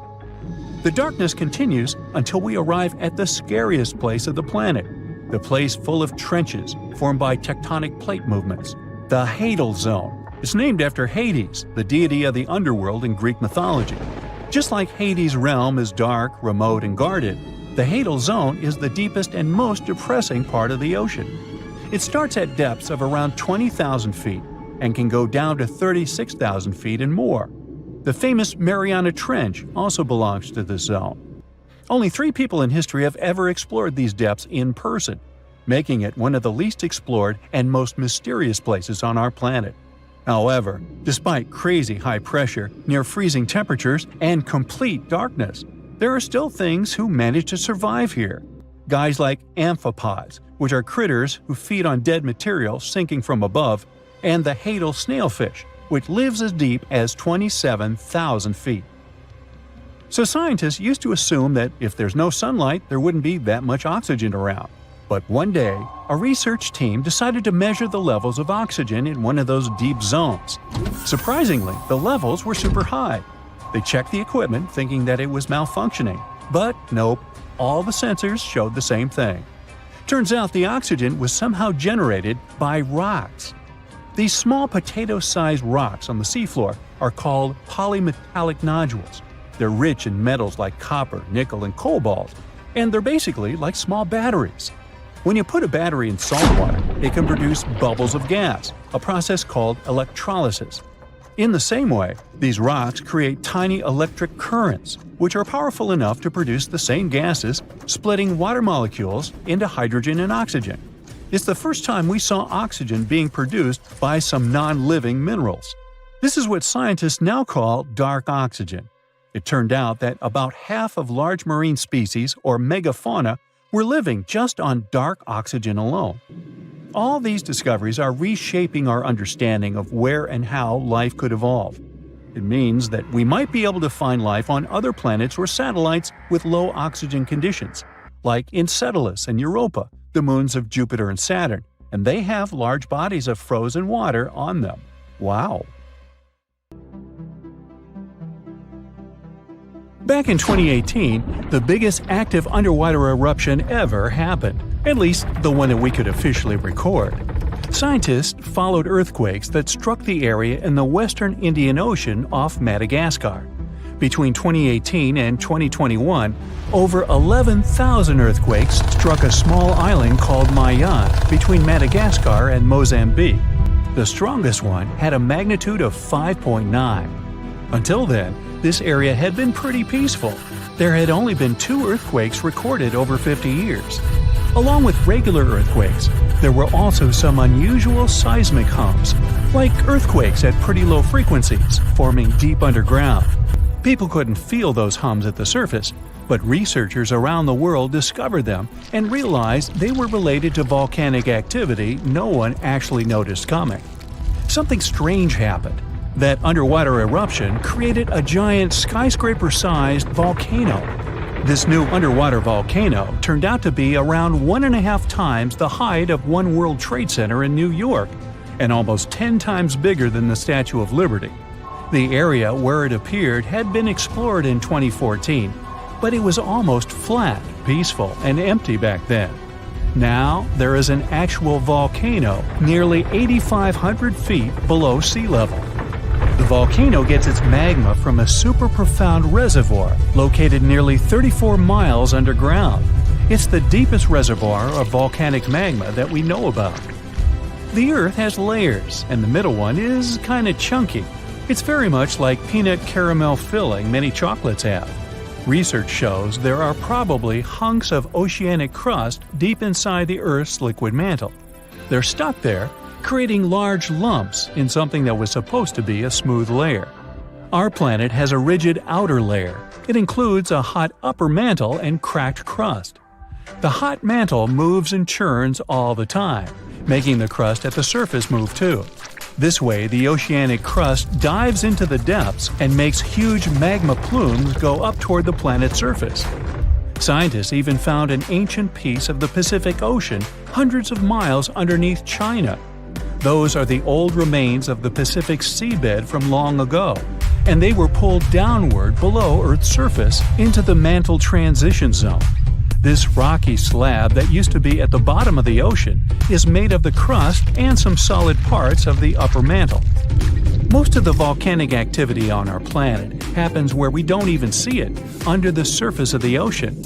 About 70% of all volcanic activity happens in the oceans, and mostly in the area of the South Pacific, with over 1,100 volcanoes squeezed into that area. Coastal cliffs, mountain changes, soils, and sediments that line valleys. These are only a small portion of the rocks on our planet. Oceans hide so much more deep down below the Earth's surface. In between the Earth's surface and its core is the mantle. It's a warm, thick layer of rock that moves and flows constantly. Some hundreds of miles below, there's a place where diamonds grow. As they form, they go through high temperatures and pressure, after which they eventually freeze. That way, when they arrive at the surface, scientists can explore their structure, find out how they formed, and understand better what's going on in the depths of our planet. Thanks to diamonds, they realized the mantle was very wet, and it possibly contained much more water than all the oceans on Earth. Our planet is eating up its own oceans. As its tectonic plates move, dive, and go beneath one another, they drag huge amounts of water into the Earth's interior. The water beneath the surface of our planet can help with developing magma and lubricate faults, which actually makes earthquakes more likely to happen. Water is actually stored in the minerals. It gets incorporated into the planet's crust when new oceanic plates form. They go through the process of bending and cracking as they grind under other plates, and huge amounts of water then go deep into the crust and mantle. Scientists research an area that's 18 miles under the surface. They realize these zones pull 3 billion teragrams, which is more than 2 billion pounds. Any ocean is like a whole new world. There are incredible sceneries below the surface, magnificent waterfalls, lakes, and rivers. There are thick layers of salt beneath the seafloor, and rivers and lakes form because seawater goes through those layers and dissolves them, creating something that resembles pools. The dissolved salt makes the surrounding water denser. That water then settles there, which eventually forms underwater lakes or rivers. But there are also mountain chains, trenches, canyons. There's a canyon in the Bering Sea with more than 8,500 feet of vertical relief. This makes the Grand Canyon look way smaller than it is, since the underwater canyon is nearly 2,500 feet deeper. Deep parts of the ocean are really cold. The temperature of the water can be about 40 degrees, but at the bottom, water can get boiling hot. There are hydrothermal vents in the seafloor. Those are the hot springs located at the edges of tectonic plates. The water they release can reach a temperature of up to 750 degrees Fahrenheit, but the pressure at such depths is very intense.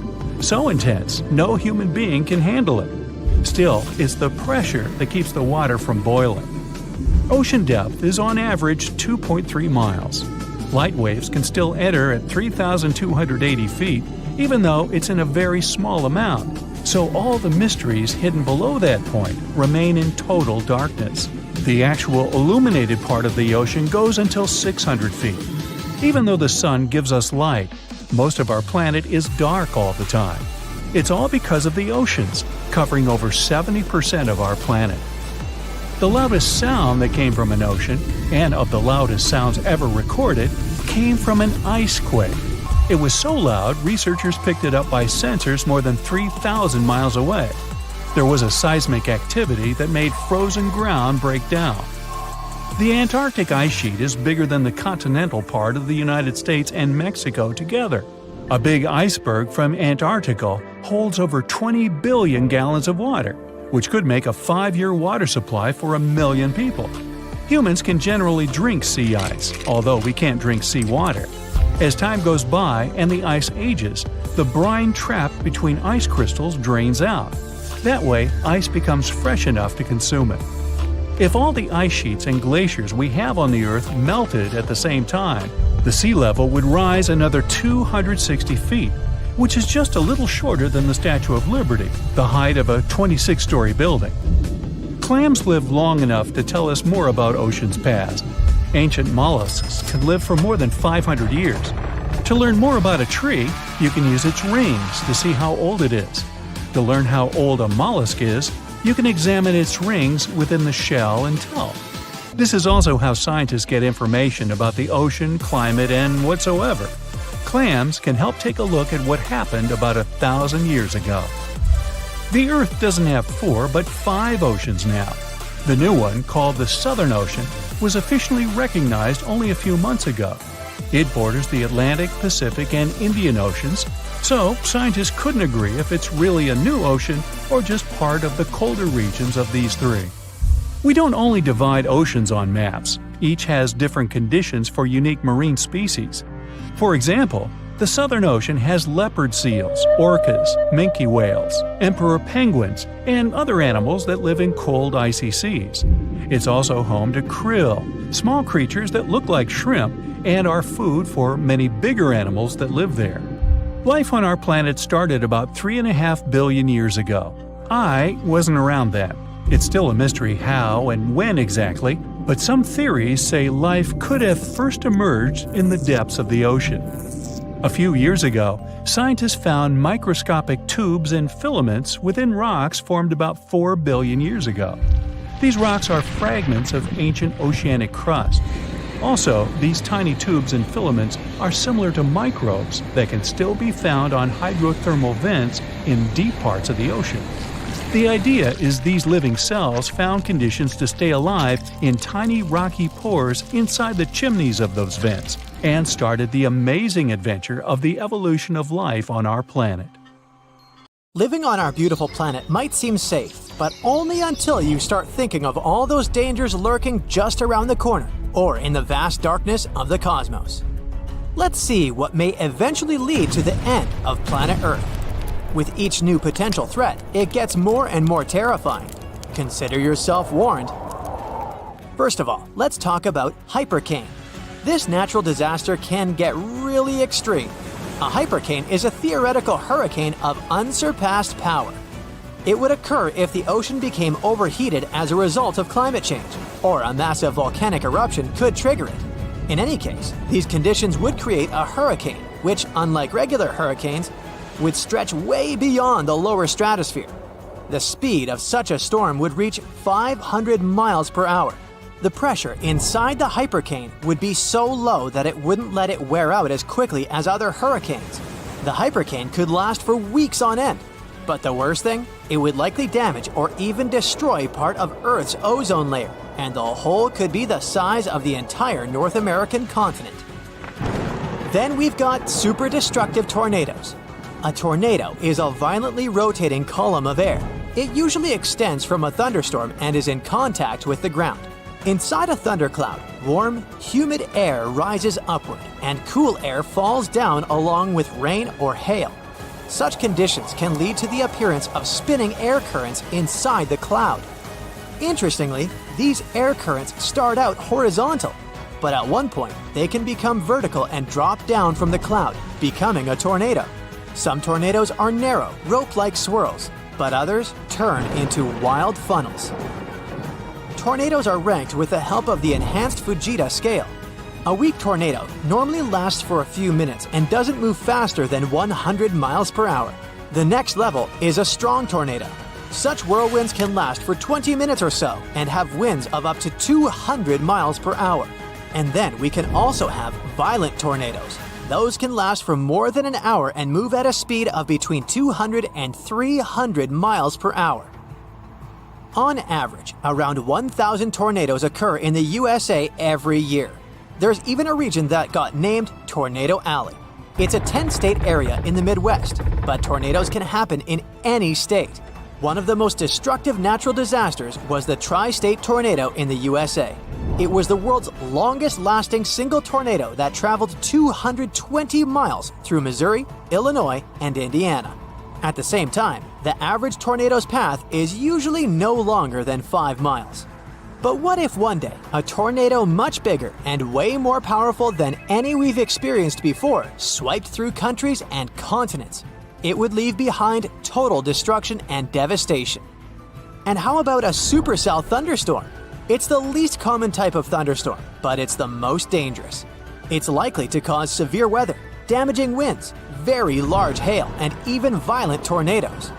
What makes supercells unique is a deep and persistent rotating updraft called a mesocyclone. Supercells can potentially last for hours and cause great havoc. An asteroid impact could end all forms of life on Earth too. If a space wanderer was large enough, it could cause widespread devastation, like it happened with the 9-mile-wide asteroid from 66 million years ago. It's rumored to have destroyed 3/4 of the planet's plant and animal species, including dinosaurs. Depending on the asteroid's size and the speed of its approach, the impact could lead to massive fires, tsunamis, and the eternal winter effect. It happens when the debris ejected into the atmosphere blocks sunlight and disrupts the global climate. Luckily, we'd probably notice such a large asteroid coming close to our planet with the help of our equipment long before the collision and would have enough time to get rid of this threat. It would be our very own sun that would bring our world to an end. Our star is a gigantic, constantly changing ball of molten gases. Every once in a while, it spews out bursts of energy, solar flares. They often go hand in hand with something called coronal mass ejections. Those are giant bubbles of ionized gas that can accelerate to incredible speeds. The most powerful volcanic eruptions pale in comparison to solar flares that release 10 million times more energy. Within a few minutes, one solar flare can give out billions of tons of charged particles. Solar flares are also insanely hot, with the temperatures reaching several million degrees Fahrenheit. Astronomers believe that such bursts of solar radiation happen when the sun's magnetic field gets twisted in some regions. At one moment, all the pent-up energy is released. The star sends out light and particles, mostly electrons and protons. Most solar flares last for minutes, but some continue for hours. Scientists classify solar flares depending on how brightly they shine in X-rays. You aren't likely to notice the tiniest flares if you don't have special equipment. Medium solar flares lead to fleeting radio blackouts at the poles, but nothing too serious. It's X-class flares people should worry about. They cause the strongest and longest-lasting solar storms. Now, if you had gamma-ray vision, you'd be able to see immensely bright flashes. They occur every day, outshine everything around you, and then disappear again. Those flashes are gamma-ray bursts. One of them could wipe out Earth's atmosphere. The flash that might ruin our planet would most probably be born in a faraway galaxy during a merge of two collapsing stars. It would be immensely powerful and super bright. Still 1,000 light-years from Earth, it'd already shine as bright as the sun. Our planet's atmosphere would try to protect us, but its natural shield wouldn't last. The radiation would be so powerful that it would literally cook the atmosphere. It would create nitrogen oxides that would destroy the ozone layer. Without this layer, ultraviolet rays coming from the sun would be hitting Earth's surface at full force. They would wipe out tiny plankton in the ocean. But these plankton produce from 50 to 70% of all oxygen in the world. So, with their disappearance, there would be a severe lack of oxygen, which would lead to the disappearance of life on the planet. In the end, the heat and ultraviolet light coming from the sun would turn the planet into a huge chunk of rock. And what if we came across a wandering black hole? You might know that a black hole is a region in space where gravity is so powerful that not even light can escape its clutches. Luckily, the nearest to us black hole is 1,500 light-years away. It seems that we have nothing to worry about until we learn about wandering black holes. Now, things definitely get way creepier. If such a black hole entered the solar system, Earth would be doomed. We wouldn't stand a chance against this space monster. In 2020, 13 wandering black holes were spotted not so far away from our planet. But not far away in space terms means around 1 billion light-years away, so we've got some time left. Plus, the possibility of such a disaster is very, very low. One day, a rogue planet might push Earth out of the habitable zone and into an extreme orbit farther from the sun. Then, the climate all over the planet would start getting colder and colder. Don't forget that the farther our planet is from the sun, the weaker the star's gravitational pull on our planet is. In the end, our beautiful Earth would get too far away from its main source of light and heat. it would turn into a lifeless piece of rock covered with a thick layer of ice. Or the sun might expand and turn into a red giant. If it happened, it would change the entire habitable zone of our solar system. The disaster would start with our star running out of hydrogen in its core. This would trigger a chain of reactions, which would eventually lead to the core of the sun heating up and getting denser. As a result, the sun would get way larger than it is now. During this transformation, the sun would swallow Venus, Mercury, and Earth. The Sahara Desert is like a Mad Max movie. Scorching heat, endless dunes, and an overall barren wasteland. A place where no one could live, right? Well, forget all you know about it, because 5,000 years ago, the Sahara was a lush paradise of grasslands, lakes, and rivers, and the home of a ghost civilization that vanished without a trace. Our tale begins in the 1930s, when a Hungarian explorer stumbled upon a cave in the middle of the Sahara. Inside, he found something bizarre: ancient rock paintings of people swimming in a lake, surrounded by giraffes, hippos, and crocodiles. At the time, everybody shrugged it off as some symbolic depiction of the afterlife, because really, who would imagine a lake in the Sahara? Well, fast forward some 70 years later, when a group of archaeologists made a discovery that flipped the script. In a rock shelter in Libya, they unearthed 15 mummies, along with baskets, ceramic pots, and other everyday items. This may look like prehistoric junk to most people, but to archaeologists, it was like uncovering a key piece of evidence. Those people weren't just passing through, they lived here. You see, those weren't just any mummies. They were some of the oldest naturally mummified humans ever found, dating back over 7,000 years. Take that, Egypt. 2 of them still had readable DNA, preserved thanks to a rare natural mummification process, almost a miracle considering the Sahara's climate's ability to turn everything into, well, beef jerky. Scientists struggled to understand where those mummies came from for a while, because the mitochondrial DNA they recovered was not helpful at all.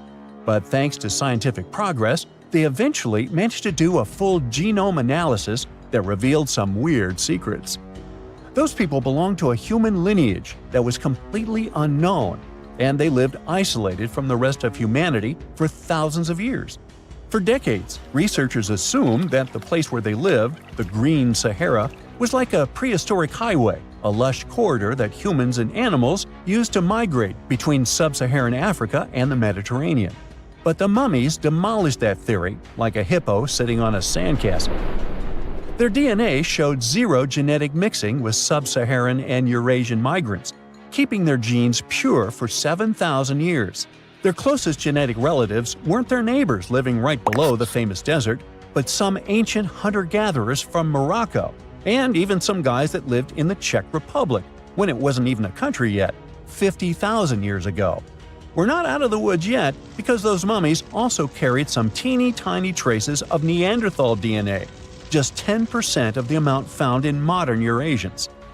Now, if you paid attention in school, then you know that Neanderthals lived in Europe and Asia, and early humans only mixed with them after migrating out of Africa. But those Green Sahara folks never left Africa. So how did they get Neanderthal genes? The leading theory is that their ancestors mingled with Neanderthals in North Africa 50,000 years ago before settling in the Sahara and cutting off contact with the outside world. Archaeologists also found cattle bones and tools made of stone and wood at that rock shelter, proving that those people led a thriving pastoral lifestyle. This discovery made scientists scratch their heads for a while because, you see, animal domestication was not developed in Africa. So how did they learn it if they never mingled with anyone? Did they have ancient YouTube tutorials? Probably not. The researchers believe they must have traded knowledge with neighboring groups, but just knowledge, no saliva. It's almost too hard to believe that no outsiders mixed with them. After all, who wouldn't want to live in a thriving civilization in the middle of a green paradise, drinking milk, eating meat, and even using animal blood as a protein source? Ooh, yummy. They didn't have to hunt for every meal, thanks to their livestock, and the abundant water made life pretty sweet. And yet, they never married outsiders. Why? Maybe it was a cultural choice to never date outside their own group, or maybe the landscape itself kept them isolated. This is where scientists place their bets. They believe that the dense forests and rivers that existed in the Green Sahara acted like nature's no trespassing sign, creating a geographical barrier that isolates animals, plants, and whole societies. This isolation is the reason why their genes were so unique. These guys weren't swapping spit with anyone else. But this genetic time capsule almost didn't survive. For most of the last ice age, the Sahara was even harsher than today, a true dead zone where humans couldn't survive. 70,000 years ago, even the toughest people disappeared, retreating to the Nile Valley and the Mediterranean coast. Why? Because Earth was a climate bully. Massive glaciers stole all the moisture, weakening monsoons until rain clouds barely reached North Africa. Then came the knockout punches. Armadas of icebergs flooded the North Atlantic, triggering devastating droughts each time. This was the Sahara's ultimate keep-out era. Now, you're probably wondering how in the world the Sahara turned green after all this, and then went back to being a desert again. Well, it all started 15,000 years ago — I wasn't around then — when Earth was shaking off the last ice age. Our planet's axis was a bit wobbly, and because of that, the northern hemisphere got closer to the sun, getting extra sunlight and heat. This eternal summer turned North Africa into a giant moisture magnet, pulling water from the Atlantic and making it all rain down on the Sahara. The result of this ridiculous amount of rain was a lush savanna, complete with lakes the size of small countries. But the African humid period was not just a one-time miracle. The truth is, this eternal on and off switch between green and desert happened to the Sahara more than 230 times since the desert was born. During one of these events, the Sahara even expanded, getting bigger than it is today. So when the Green Sahara showed up, you can bet it brought the ultimate ecosystem glow-up. This wasn't just a light dusting of grass. We're talking full makeover. The transformation was so complete, it even reshaped animal populations. Cheetahs suddenly struggled with the new prey dynamics, while rodents like the multi-mammate mouse thrived in the suddenly abundant grasslands. But don't pack your prehistoric swim trunks just yet. This paradise had teeth. The Sahara was an ecological maze of crocodile-infested rivers, malaria-carrying mosquitoes, and big cats lurking in the tall grass. Crossing it would have been like playing a real-life game of Hungry Hungry Hippos. This is probably why more groups didn't settle permanently. The Sahara's climate cycled between wet and dry every 20,000 years, hardly a stable zip code. For most ancient people, it was smarter to treat the Green Sahara like an all-you-can-eat buffet, grab resources and leave before the desert returned. Still, this Green Sahara period lasted for 10,000 years, giving our mystery shepherds plenty of time to thrive. But around 5,000 years ago, Earth's axis shifted again, the rains moved away, and the Sahara dried up faster than a puddle in July. As the desert returned, the shepherds from the Green Sahara had no choice but to pack up their livestock and leave. Some researchers believe they migrated toward the Nile, laying the groundwork for ancient Egypt, so I guess their legacy lives on. Besides, their pure lineage may be extinct by now, but some faint genes of the mummies can still be found in the people that live in North Africa today. But the introvert mummies were not the only ones using the Green Sahara as an Airbnb. They actually had neighbors just around the corner, in a lakeside village in Niger to be exact. Those people thrived for 5,000 years and left behind the oldest Sahara Desert cemetery, including a man buried in a turtle shell, a grinning Halloween man with filed teeth, and a heartbreaking family embrace frozen in time, victims of the very waters that sustained them. Eventually, those people disappeared too, just like it happened to our antisocial friends. This proves that this desert outsmarts everyone, with a landscape that gives paradise with one hand and takes it away with the other. Archaeologists have been studying Petra in Jordan for 200 years, and in 2024, they found something they had never seen before. It's a tomb with at least 12 complete human skeletons and artifacts that are over 2,000 years old right in front of the treasury. Bronze, iron, and ceramic items were placed with the deceased, which shows how people honored their loved ones when they passed away. It's a rare chance for scientists to learn more about the Nabateans, an ancient group of Arabian nomads who built Petra. The objects found in the tomb under Petra's treasury are in amazing condition, but the skeletons became fragile because it's damp inside the tomb. They plan to study the remains and extract DNA to see if the people in the tomb were related. While some scientists are solving tomb mysteries, others have trained AI to find new ancient sites for them. They've created an algorithm that works with a special type of satellite imagery. This technique uses radio waves that can peek under things like sand, soil, and even ice to find hidden objects. AI will help search a huge desert on the Arabian Peninsula called the Empty Quarter for archaeological treasures. The lead scientists of the experiment trained the algorithm to recognize hidden locations using data from a site they had found before. The new tech can discover buried structures within 20 inches, which is very precise. Another groundbreaking tech, LiDAR, which means light detection and ranging, helped archaeologists reveal new hidden cities all around the world. LiDAR can see big structures beneath layers of vegetation and map even subtle changes in ancient landscapes. They use it to scan large areas from a small plane flying over places that aren't so easy to study from the ground, like dense jungle.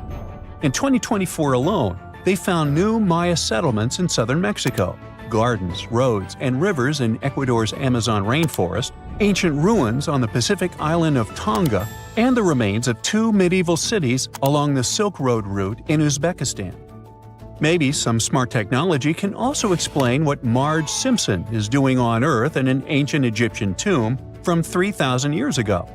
The drawing, featuring a woman with yellow-colored skin, a blue crown, and a green outfit, is alarmingly like the famous cartoon character. If you don't see a resemblance here, I hope you'll at least enjoy an amazingly well-preserved necklace with amethyst and agate beads. It's from another recent find from Egypt, an ancient tomb with 11 sealed burials near Luxor. Archaeologists also found two copper mirrors, one with a lotus-shaped handle and the second with a unique design of the deity of the sky, women, fertility, and love in ancient Egypt. The hair of the figurine was originally made from almost 4,000 mud beads. Another awesome find from 2024 is an ancient Greek shrine with intact burials, a sarcophagus, and plenty of gold inside. They think it was built before the year 300 before the Common Era, and the marble lions also found inside were made from the same marble as the Parthenon in Athens. Greece is so full of ancient treasures that the city of Thessaloniki will house around 300,000 of those artifacts in their new subway system. Meanwhile, archaeologists in France have found a monument unlike any other, and they can't figure out what it was used for. It's direct proof that people used to live here between the Neolithic and the early Iron Age periods. The coolest part is a monument made of 3 unique shapes that fit together like puzzle pieces. Some gravel found in the monument could mean there used to be a wooden fence called a palisade. People who built it probably used it for protection or decoration. The team studied the layers of soil around the monument to learn more about its origins. The only tools found so far were sharp flint stones, not the cartoon characters, which were used during the Neolithic period. The next step will be radiocarbon dating to figure out exactly how old the site is. Now, the oldest saddle ever found so far was found in the grave of a woman near the edge of the Taklamakan Desert in northwest China. This saddle is the oldest ever discovered. It was crafted from pieces of leather that were sewn together and stuffed with straw and animal hair to make it soft. Now, normally, things made from natural materials like this don't last very long because they rot or fall apart. But the Taklamakan Desert is so dry that it helped preserve the artifact. The herdswoman who used the saddle was buried in her full riding attire, so this proves that not only men used saddles and took part in herding and traveling. Now let's shift to Guatemala, where an ornate jade mask made by the ancient Maya people was waiting for centuries to be discovered. Scientists use radiocarbon dating to figure out the age of the mask. They believe the mask may represent a Maya storm deity, a powerful figure in their mythology. These kinds of masks were often made to honor Maya royalty, and they were placed in the tombs of kings and queens when they were buried. The king's tomb was also decorated with carvings made using tools crafted from volcanic obsidian. After 15 years of searching, scientists may have finally figured out where the altar stone of Stonehenge comes from. They compared the tiny minerals inside the altar stone with rocks from many places in Wales and England and ruled out lots of spots. Then they found the perfect match with a place in Scotland, more than 466 miles away from Stonehenge. This area might even be Orkney, a group of islands in the far northeast of Scotland where a lot was going on during the Neolithic period. The big question now is how ancient people moved such a massive stone so far. The altar stone is over 16 feet long and weighs more than 6 tons. The new theory is that they might have used boats to carry it across the coastline and rivers. Once it was close to Stonehenge, they theoretically dragged it across the land using wooden sleds, ropes, and a lot of teamwork. Meanwhile, in the north of France, an ancient home popped to the surface during the construction of a new house. It turned out to be a luxury urban house for the elite from the 2nd century of the Common Era. The inside of the house was destroyed by a fire, but under the destroyed layer, there are beautiful, real-size fresco paintings. Turkish archaeologists unearthed the arm and foot bones of elephants that lived around 9 million years ago. They also found fossils of early horses, giraffes, and even saber-toothed cats. They've already identified 43 distinct types of animals from this site and collected more than 4,000 fossils. One more cool find from Turkey is a 64,000-year-old workshop inside Enkaja Cave. It looks like people used it for 24,000 years non-stop. There are some tools inside, like flakes and blades, which were made inside the workshop. In eastern Turkey, a farmer accidentally found a 1,000-square-foot mosaic from the late Roman or early Byzantine period just beneath the dirt. Experts say it's a one-of-a-kind thing from this region, and it's still in one piece after all this time. The pattern shows dozens of trees, plants, and animals that were found in ancient Turkey. There could be more treasures in the area, so they plan to keep digging. Our final stop will be in Sicily, where archaeologists uncovered a huge ancient thermal complex. Inside, they found 2 rooms with floors covered in colorful mosaic designs, along with a large courtyard surrounded by arched wings. As they kept digging, they discovered more parts of the ancient city. They found new roads and the remains of a huge complex, along with stretches of old stone walls that were part of the city's fortifications. These discoveries are helping scientists imagine what the city might have looked like during ancient times. No one knows for sure whether the bathhouse was built by the Greeks or the Romans, since both civilizations lived in Sicily long ago. If you ever fly over the deserts of southern Peru, you'll notice distinct white lines against the rusty red background.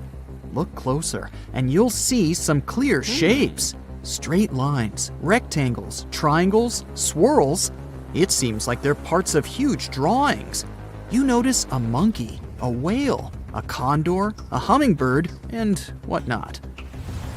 The lines were created more than 2,000 years ago by the people of the Nazca culture. Thanks to a dry climate and strong winds in the desert, most of the Nazca lines are visible today. To create them, the Nazca people removed the top layer of pebbles and revealed the soil beneath the ground. The color of the soil changes from reddish-brown to yellowish-gray, so the lines always look different. It looks like the creators of the lines started with small-scale models and increased the proportions to create full-scale designs. Scientists have tried to decipher the meaning of the Nazca lines ever since they were first discovered in the 1920s. But the first mention of the lines was actually much earlier, in the 16th century Chronicle of Peru, where they were described as trail markers in the desert. Since you can't really study the lines and their symbolism from the ground, the lines became world famous only in the 1930s with the advent of commercial planes. A decade later, American professor Paul Kosak was doing his research on the lines and noticed one interesting thing. When he looked up from the line, it was pointing directly at the setting sun. It happened one day after the winter solstice, and the scientists concluded that the lines must be the largest astronomy book in the world. German scientist Maria Reiche, who got the nickname the Lady of the Lines, supported the theory that the geoglyphs served as a calendar and had some sort of astronomical purposes. She dedicated 40 years of her life to studying the lines and swept them inch by inch. She also moved into a small house close to the lines to protect them from unwanted visitors. Then in the 1970s, American researchers called the astronomy-related theory into question. They noted that in a region like Nazca, one of the driest places on Earth with only around 20 minutes of rain per year, water is a real treasure, and the straight lines and trapezoids must have had something to do with it. They could be pointing at locations for rituals that the local people organized to obtain water and make crops more fertile. The images of animals in the Andes region are also related to water. Spiders are thought to be a sign of rain. Hummingbirds stand for fertility, and monkeys living in the Amazon symbolize an abundance of water. In more recent years, the Nazca lines have become the research ground for archaeologists from Yamagata University. They're using high-resolution aerial photography and drones to discover and catalog geoglyphs. The team has identified a total of 358 geoglyphs so far, and 168 out of them in 2022 alone. They found images of humans, camelids, birds, orca whales, cats, and snakes, most likely created between 100 BCE and 300 CE. Some of the images are around 10 to 20 feet long, so it's no wonder no one was able to detect them before. The largest geoglyphs, by comparison, are 1,200 feet across, which is about the height of the Empire State Building. The researchers believe the Nazca lines were used as a form of communication in the desert. The linear ones pointed the direction from valley to valley. The ones drawn on slopes seem to have been drawn along ancient pathways between settlements. The scientists now plan to find patterns in the geoglyphs depending on their distribution. They use artificial intelligence to analyze the images. The AI generates designs that are likely to be painted in the desert, and the team then checks if they're actually among the Nazca lines. Another famous Peruvian geoglyph is a candelabra, slightly taller than the Washington Monument. You can find it on a seaside hill in the Paracas Peninsula. Researchers managed to establish the approximate age of the candelabra by analyzing the nearby artifacts. It looks like it dates back to around 200 BCE. The drawing is etched deep into the sand, and it was never meant to look like a candelabra. One theory says that the drawing was supposed to resemble the trident of an Incan deity to please it. Another popular theory is that sailors used it as a beacon for navigation. Effigy Mounds National Monument on the Mississippi River has 195 known Native American mounds. Most of them are conical in shape, and there are also several that look like birds, deer, turtles, bears, and panthers. Scientists have established that the mounds date back to around 450 BCE, and the images are somewhat younger. A study of the mounds found some copper, bone, and stone tools. The builders' descendants say that the mounds served as ceremonial sites. This story is passed down from generation to generation. Some historians believe the mounds could have been also used to mark celestial events or territories. The American Southwest and the nearby regions of Mexico have over 300 intaglios, which are giant images engraved in the ground. The most famous of them are the Blythe intaglios in California, west of the Colorado River. Blythe giants are a group of 6 figures, including that of a human being and an animal. Scientists believe the images are somewhere between 450 and 2,000 years old. According to the local Mojave tribe, there is an image of Mustamho, the creator of life. The animal figure shows a mountain lion who served as his helper. The largest figure is almost as tall as the Leaning Tower of Pisa. The creators of the intaglios had to scrape the dark rock of the desert until the lighter soil showed up. It's nearly impossible to notice them from ground level. That's why they were only discovered in the 1930s, when a pilot flying over them accidentally looked down. The best way to see the giants is still from a helicopter. Kazakhstan can boast its own Nazca lines, a cluster of around 260 earthworks in the north of the country. The steppe geoglyphs are a variety of geometric shapes, including squares, crosses, circles, and a three-pronged design. The creators of the images used materials such as dirt, rocks, and lumber to build them out of the ground. A local economist first spotted the geoglyphs while browsing Google Earth in 2007. Archaeologists suppose that the structures go back 8,000 years, but they still don't know who built them or why. One theory says that the lines helped track the sun's movement. NASA got interested in the discovery since the lines are much older than the ones in Peru. They took photos of the steppe geoglyphs from space, trying to solve their mystery. Another fact that makes the lines so special is how huge they are. One of the largest of them has sides as long as an aircraft carrier. The only humans who could have built them must have been the nomadic Stone Age tribes, but it's unlikely that they had such advanced tools. If they did, that would mean that archaeologists need to rethink the abilities of our long-ago ancestors. Organizing such a huge amount of people to work together on a complicated project is an amazing feat.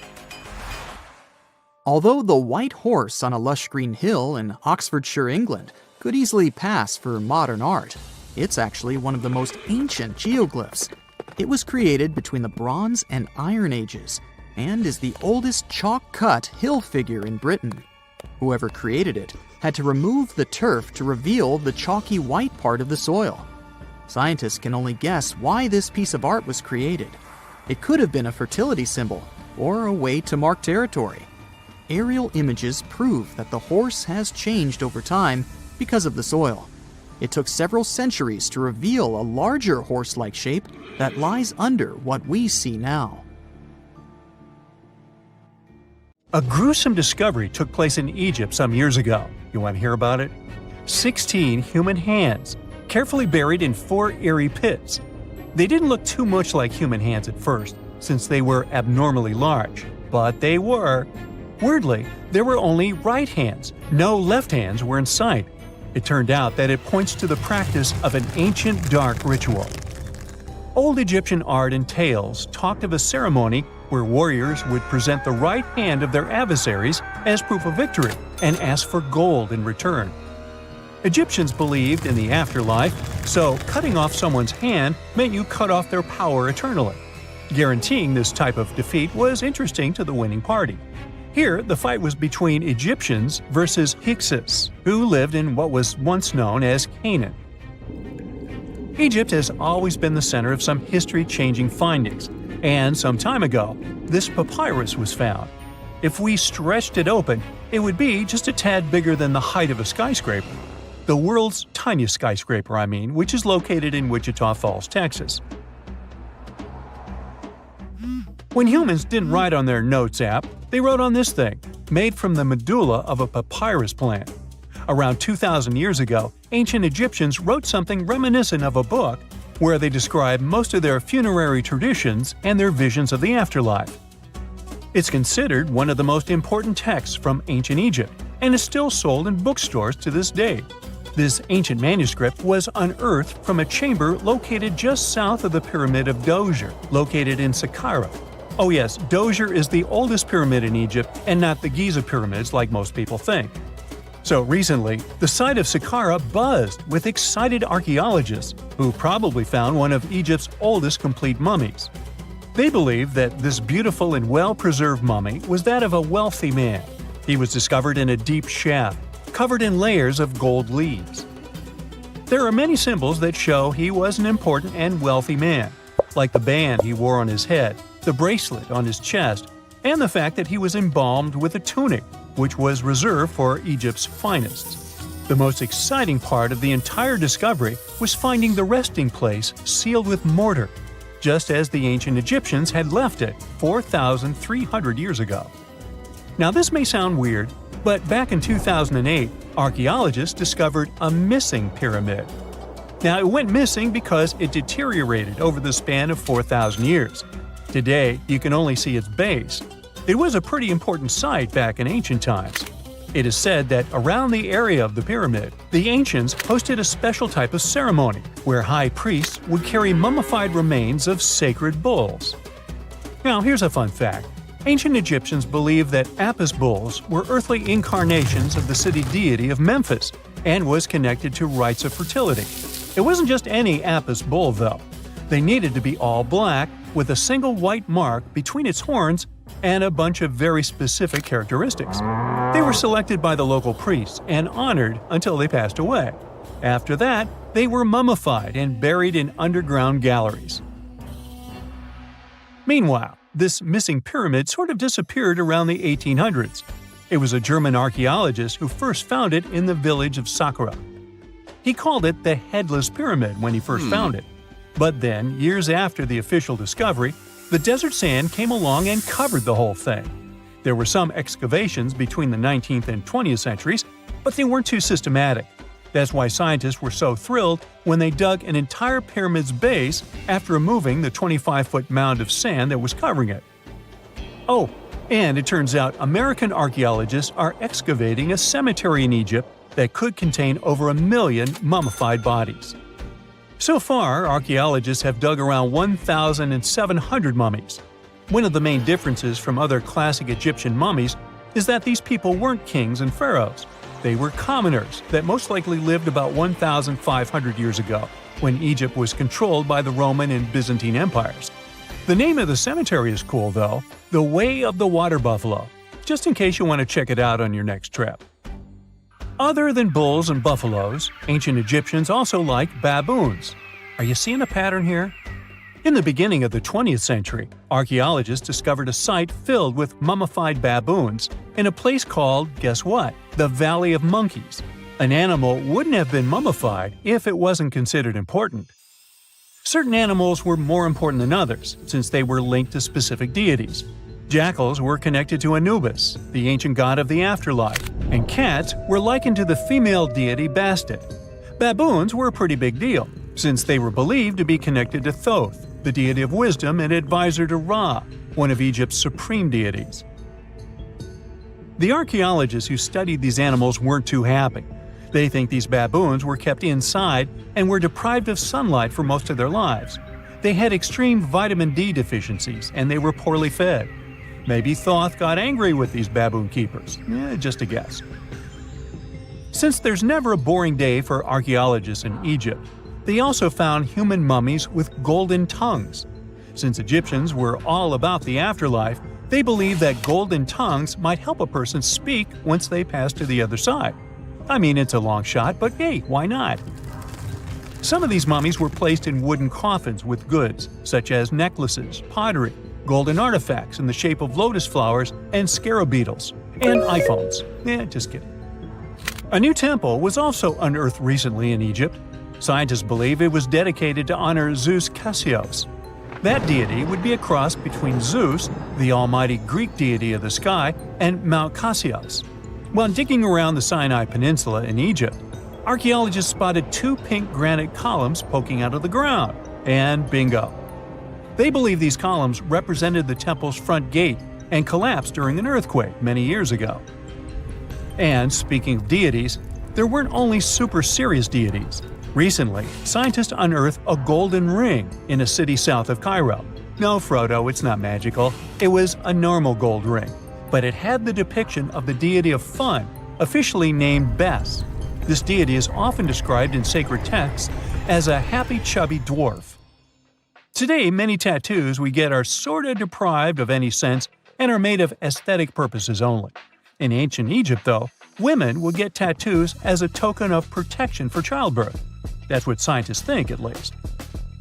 Around the Nile region, scientists found some mummies that had well-preserved tattoos, which is a rarity since the skin deteriorates so easily. 2 of these women tattooed their lower backs, and the drawings were simple. They were mostly pictures, including that same chubby dwarf we just talked about, Bes. He also had a side hustle as the protector of women during childbirth. Now, would you believe me if I told you ancient Egyptians invented robots? No? Well, that's because that's not entirely true. Sure, they were astronomers, mathematicians, and engineers, and somehow they also squeezed an eccentric invention into that package – an automated deity some scientists called Hathor.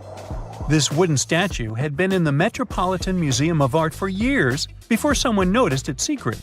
With the help of an X-ray machine, specialists discovered a mechanical operating system inside it. The pulley-like axis goes from the statue's shoulder to her left leg. When the system rotates, the statue raises and lowers her hand. Hey, pick me! Pick me! I got my hand up here. Around 150,000 years ago, the dragon men, with huge skulls, square eye sockets, and enormous teeth, used to roam the frosty forests of northern China. They didn't get their name after fire-breathing monsters, though, but after a river where construction workers accidentally found the first skull in 1933. The skull that came from the river mud was large and nearly complete, with an elongated cranium and a heavy brow bone. It must have looked so crazy that the worker who found it decided to hide it for years in an abandoned well. Before passing away in 2018, he told his grandchildren about his secret find, and they rushed to the well. Scientists got their hands on the skull only in 2021. They noticed an odd mishmash of features. A squat and wide skull, like in ancient hominins, a tooth with 3 roots that you'd rarely see today, and at the same time, delicate cheekbones, which are common now. To identify the find, a team of scientists studied 95 old skulls, jawbones, and teeth from different ancient human groups. They carefully examined over 600 details on these fossils to understand how these ancient humans were related. Then, they used a super-powerful computer to create billions of family trees showing how these groups evolved over time. The goal was to find the simplest path of evolution, which most scientists think is the most likely way things happened. After all the calculations, the tree showed that the Dragon Man skull belonged to a new branch of ancient humans, and it turned out to be very closely related to modern human mammals. Researchers found out that the skull belonged to a man who lived at least 146,000 years ago in East Asia. Back then, modern humans, or Homo sapiens, lived alongside other human-like relatives, like the Neanderthals and Denisovans. The discovery of the Dragon Man, or Homo longi, as they also call him, could rewrite the story of human evolution. It might be closer to modern humans than even the Neanderthals. We just had no idea what his face looked like until now.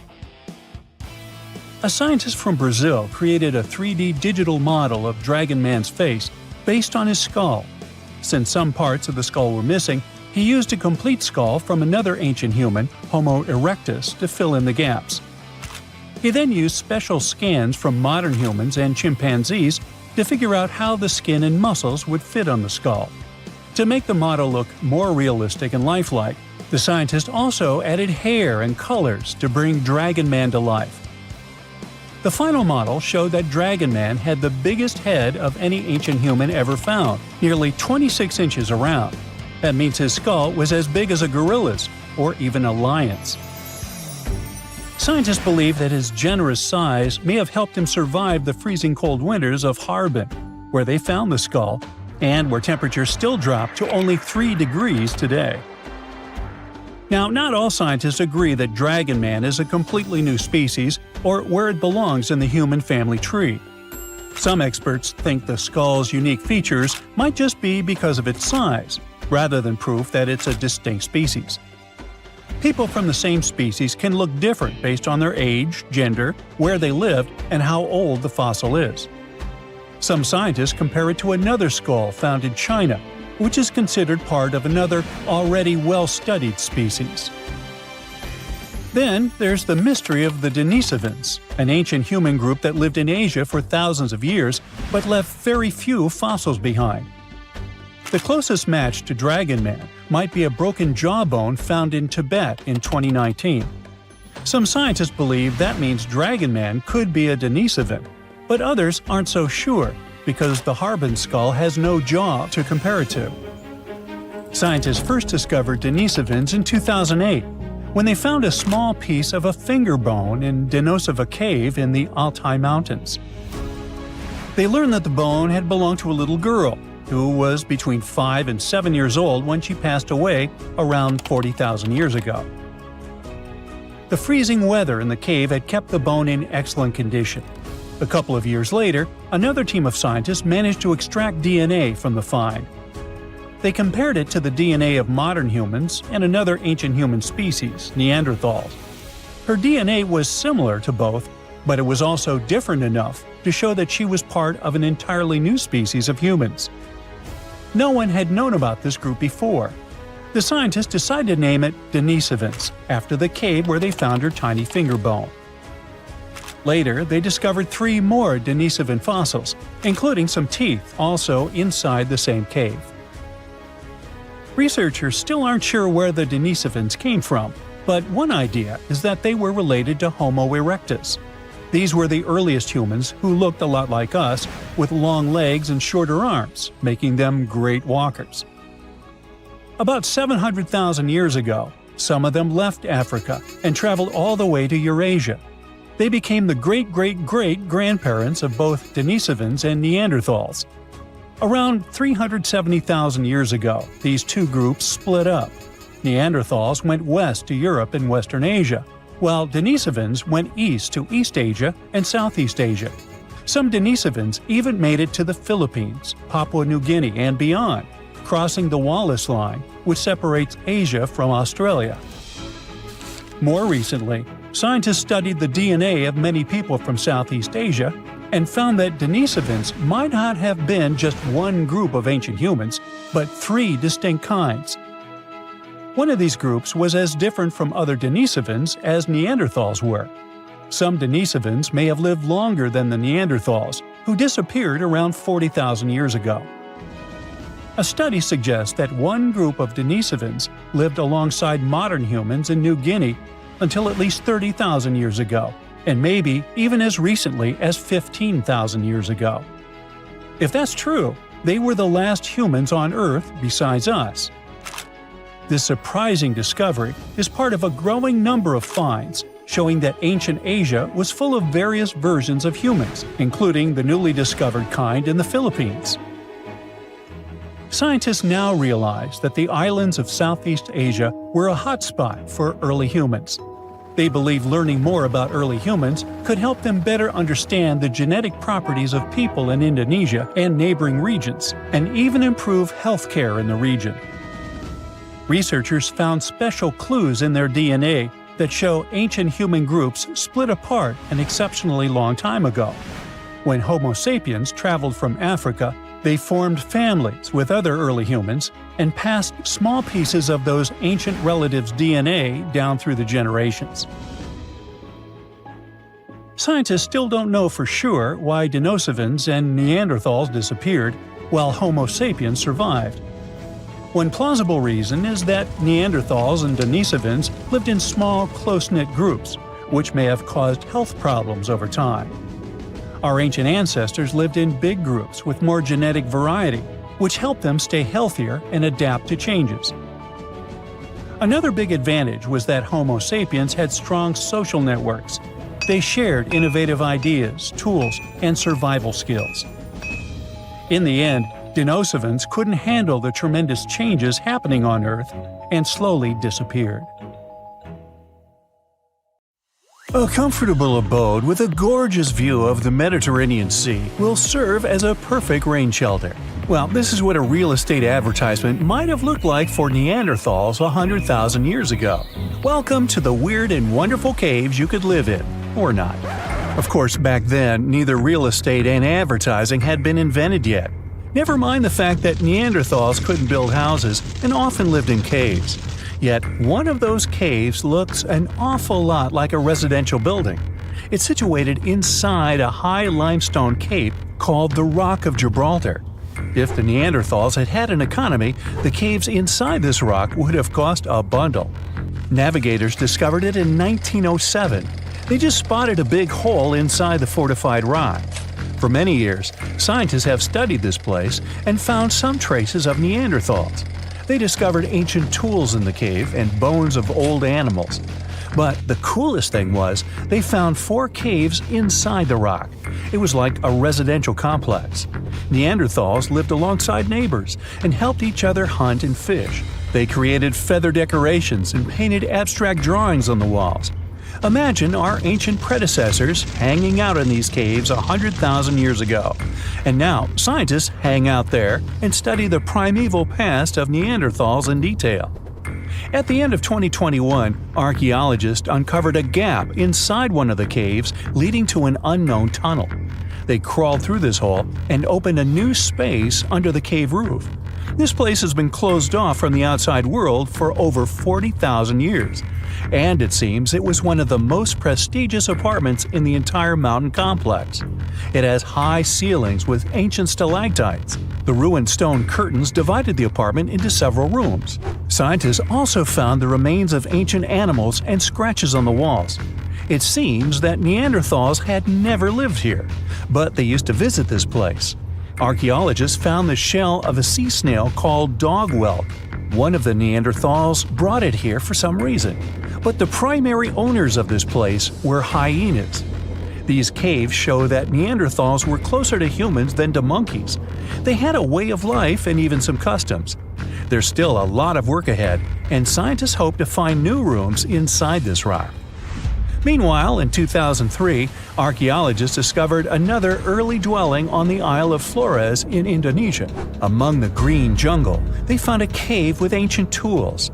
At first, everyone thought the human ancestors lived here, but then scientists discovered an unusual skeleton of an adult.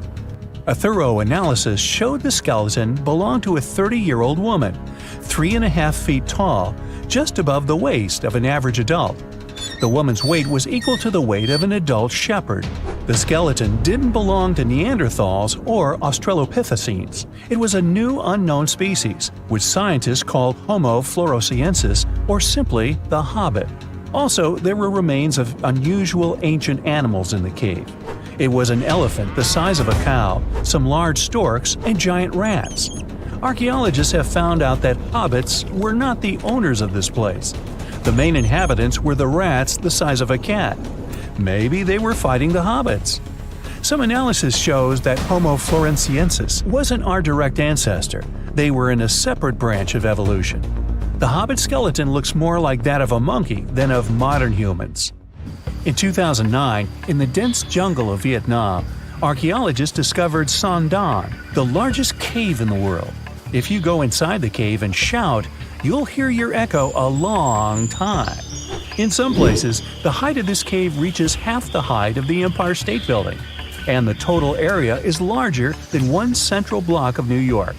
Son Don is one of the 3 caves in the Vietnamese jungle. Many intricate mazes connect these caves. Inside, you can find unique plants and trees that live separately from the outside world. It's a real underground jungle. In some places, you can find collapsed ceilings that let the sunlight in. Besides unusual trees and plants, ancient stalactites hang there. Some limestone deposits are more than 450 million years old. They were here even before dinosaurs appeared. There are also many rivers in the cave. Rainwater coming down from holes in the ceiling has formed them. Fast streams resemble slides in a water park. They lead to unknown underground labyrinths. Scientists have studied only a small part of all these caves. The next unusual cave is in New Zealand. Hundreds of thousands of fireflies live inside. Each of them glows with a blue light. Together, they light up the cave. It may seem to you that you're on another planet, but you can't stay there for a long time. Special air measuring devices are everywhere. Scientists monitor the level of carbon dioxide necessary for the normal existence of fireflies. These insects are sensitive to the environment. If there are many people in the cave, or they stay there too long, the park staff will ask them to leave the place.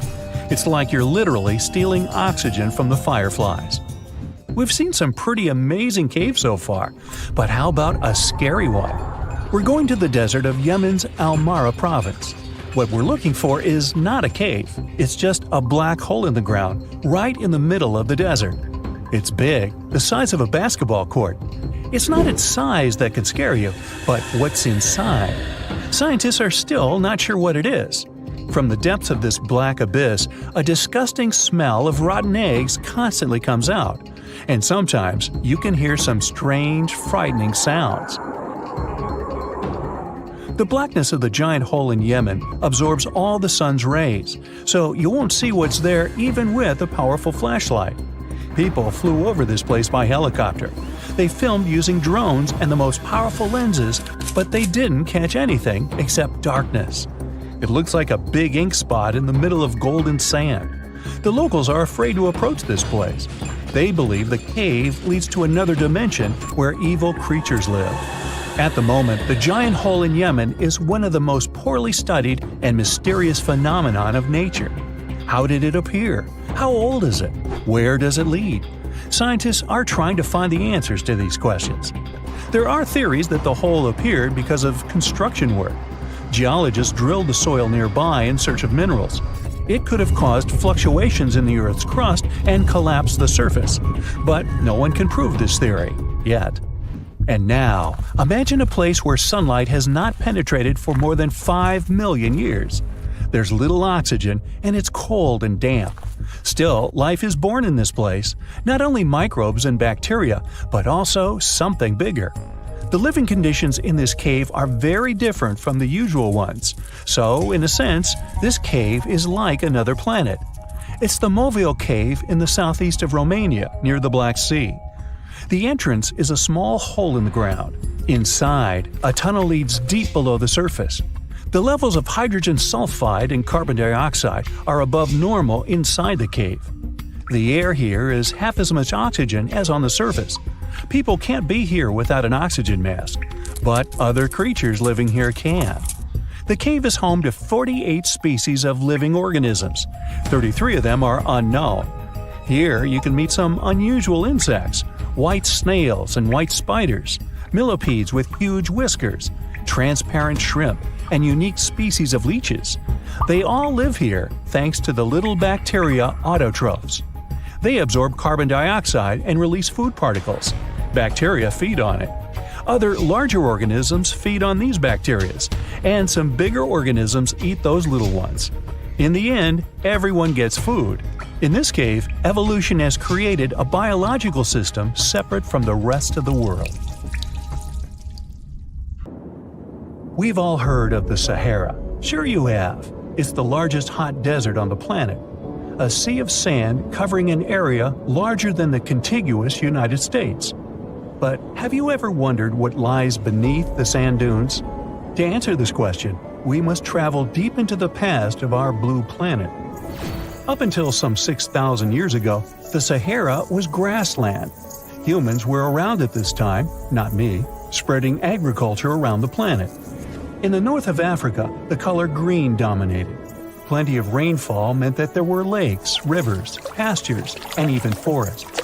A completely different image of the Sahara from the barren landscape of today. But then the climate started to shift. The region became parched, and the vegetation started disappearing. The wind did the rest. It took away the fine sediment after there were no plant roots to hold the ground together. Give it a couple thousands of years, and you get a familiar image of the Sahara. Sand and rocks stretching as far as the eye can see. But when it comes to volume, only a quarter of the Sahara is actually sand. The yellow sands of the Sahara are just one part of the story. The desert has many other features, such as gravel plains, salt flats, and plateaus. Makes you think if we understand the word desert correctly. For people who study such terrains, geologists, there is only one condition for defining a desert: precipitation. If an area gets little or no rain, then it's considered a desert. The Sahara certainly fits the bill. Its average annual rainfall is just 3 inches. Compare that to the nearly 45 inches a year in New York. When we look at precipitation, this sandy desert is only the third largest in the world. Number 1 and 2 are Antarctica and the Arctic. They are larger than the Sahara by millions of square miles. It sounds odd, but there is more than one type of desert. The first two are polar deserts, while the Sahara is a subtropical desert. But the difference in air temperature are staggering. In Antarctica's interior, temperatures plummet to minus 76 degrees Fahrenheit. Compare that to the highest temperature on record in the Sahara of 136 degrees Fahrenheit. But this desert has a cool side. At night, the temperature is roughly the same as the average yearly temperature in Denmark. This hot and cold roller coaster makes it hard to choose the right outfit when venturing into the Sahara. And what about the sand? How deep is it actually? The depth varies between 70 and 140 feet. That's not too deep. If you put the Statue of Liberty in a tall dune, half of it would still stick out of the sand. Its vast amounts in the Sahara were created by aeolian processes. That's Greek for wind.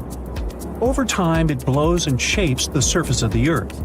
In dry areas with sparse vegetation, winds erode the ground much faster. That's what happened in North Africa. Under all that sand is the bedrock and cracked clay. If you started digging, you would find the same everywhere on the planet, with one important difference. There is some type of soil covering the bedrock. This is not the case in the Sahara.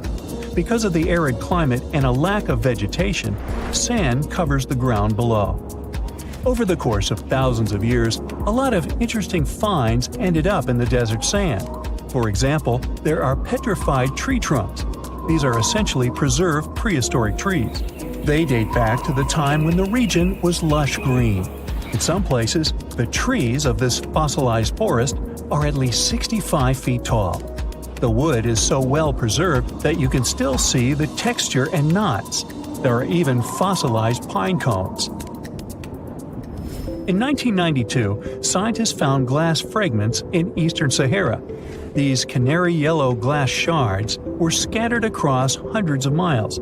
They didn't belong to an ancient civilization, although ancient Egyptians used them to make jewelry. In fact, the breastplate of King Tut had a beautiful scarab beetle centerpiece made from this desert glass. For a long time, scientists were puzzled about the true origins of these fragments. They finally concluded that the glass was around 29 million years old. It is an impact tape. If that sounds like it has something to do with the word impact, you are correct. These rocks are formed when a meteorite hits the surface of the Earth. This generates a lot of heat. Scientists estimate that the temperature needed to melt this mineral was close to 3,000 degrees Fahrenheit. Apart from the regular fine-grained sand, we also have melted sand in the Sahara. But the desert conceals other unlikely artifacts. Shark teeth are a common find in Morocco, which sits in the western part of the Sahara. What are the fossilized teeth of these marine predators doing in the middle of the desert? This part of the world looked entirely different millions of years ago. There was a sea cutting right through what is now a desert. The Trans-Saharan Seaway ran the length of present-day Algeria and Mali. It was around 165 feet deep. That was enough for all sorts of aquatic animals to inhabit it. Large catfish, sea snakes, and of course sharks lived in the area. British archaeologists even unearthed a turtle shell in Mali in the 1980s. For centuries, there was even an entire city hidden under the desert. Timgad was a Roman outpost constructed by the Emperor Trajan around the year 100 in the current era. For various reasons, its residents abandoned it around the year 700. The sands of the Sahara soon engulfed the city. It had remained hidden for nearly 1,000 years. Then, in the 1700s, a Scottish explorer started digging out the city. His team first uncovered a sandstone triumphal arch 40 feet high, similar to the ones we can see in Rome and Paris today. An amphitheater soon popped out of the sand, and it was followed by well-preserved statues of Roman emperors. The Scotsman's find was so impressive that no one believed him at first. It took 2 more centuries for archaeologists to fully excavate the city during the 1950s. The site covers a surface as large as 10 polo fields. The ruins reveal the full mastery of Roman city planning. All the streets meet at a right angle in what is known as an orthogonal grid. You can find the same layout in modern cities such as New York. Historians estimate that during its heyday, 10,000 people called Timgad home. Different nationalities lived here, from Romans to people of African descent. Today, more than 2.5 million people live in and around the Sahara. They are spread across 11 countries in total, and their living space is growing. The desert is 10% larger than it was just a century ago. This process doesn't involve sand pouring out of the Sahara. The ecosystems on the edges of the desert simply change over time. The wind blows the soil away and vegetation dwindles, the perfect conditions for the formation of a desert landscape. These changes are happening in the Sahel, a region south of the Sahara Desert. That's why the African countries have recently come together for a project called the Great Green Wall. The primary goal is to stop the desertification of the Sahel and hold back the sands of the Sahara. Their plan is ambitious and involves planting a wall of trees from the west to the east of the African continent. The proposed forest is not only going to be long, but wide as well. The Sahara and the Sahel share a historic bond. Since antiquity, camel caravans have been making the journey from Africa's Mediterranean coast in the north to the savannas in the south. The golden age of this trade kicked off in the 9th century. The perilous journey took several months to complete. The route was 2.5 times longer than the length of the Grand Canyon. Explorers still find evidence of these ancient caravans hidden away under the sands of the Sahara. Remember the Neanderthals? Our superstar humanoid cousins of the Pleistocene era in all their wide-nosed and slope-foreheaded glory?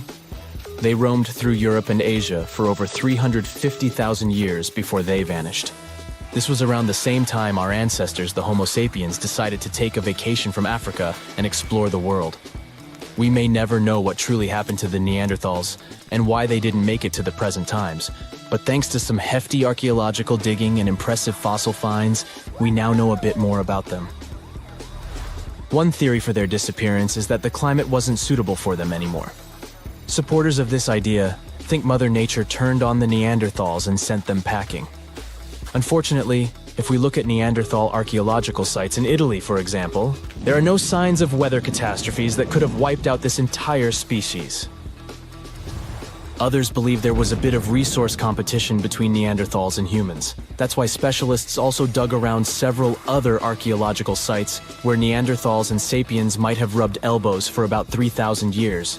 In this case, it does seem that the Neanderthals were a bit behind with their tools. Their technology was like flip phones in the age of VR. But who knows if these two species ever crossed paths in that particular region? The evidence is still fuzzy. How they went extinct isn't the only information we're curious about when it comes to Neanderthals. Other scientists, for instance, are trying to decode some of the Neanderthal molecular barcodes to identify their specific traits, some of which you might share, believe it or not. Sure, Neanderthals as a whole species did, in fact, go extinct, but that's not to say remnants of their DNA can't be found in humans. Now, you know how things go when folks live near each other. Some genetic mixing was bound to happen. The evidence? A dash of Neanderthal DNA which was found in modern folks. Now, this is where the plot thickens. Scientists thought that since Neanderthals never lived in Africa, their DNA wouldn't be found in modern African populations. Well, it turns out that African people have about 0.5% Neanderthal DNA too. This doesn't mean our Neanderthal relatives simply teleported through African territories without leaving any trace behind. What this discovery actually implies is that early humans might have visited Europe, mixed their genetic material with that of Neanderthals, after which they returned to Africa. That's a lot of migration. How did we stumble upon that Neanderthal DNA these days, you might wonder? Well, scientists gathered thousands of people from all around the world. Participants came from places like East Asia, Europe, South Asia, America, and Africa. Percentages may vary, sure, but around 20% of the good old Neanderthal DNA is still found in US modern folks. Sure, the average Joe only carries about 2% of that caveman swagger. If you're from certain places or families that have a smidge more Neanderthal in their gene soup, you're looking at 3% tops. Is there anything in particular that we share with our long-gone humanoid cousins? As it turns out, our Neanderthal ancestors gifted us more than just their company for some thousands of years. They also passed down the incredible legacy of their noses. Well, you see, the Neanderthals were outfitted with some seriously high-rising sniffers. These weren't just cosmetic, they were also quite the asset in chilly climates.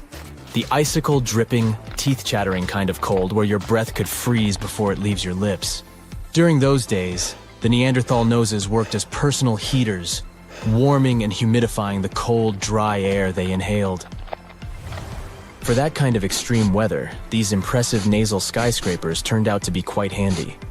When our Homo sapiens ancestors decided to leave the sunny savannas of Africa for a spot of frostbite up in Eurasia, they bumped into the Neanderthals. This encounter resulted in not just an exchange of pleasantries, but also an exchange of genes that coded for larger noses. This newfound genetic nugget was discovered by scientists who dug deep into the DNA of over 6,000 volunteers. To complete the study, these scientists meticulously compared this genetic data to snapshots of the volunteers' faces. They measured the distances between various points on each face, such as the height of the volunteers' nose bridges. They then played a game of spot the genetic marker to identify if certain facial traits were linked with specific genes. By the end of this exciting chase, they hit the jackpot. 33 shiny new genome areas were linked to facial features. One standout gene, named ATF3, was traced back to our Neanderthal ancestors and seemed to be the maestro of controlling nose height. Participants with Native American ancestry had Neanderthal hand-me-downs in this gene, contributing to their taller noses.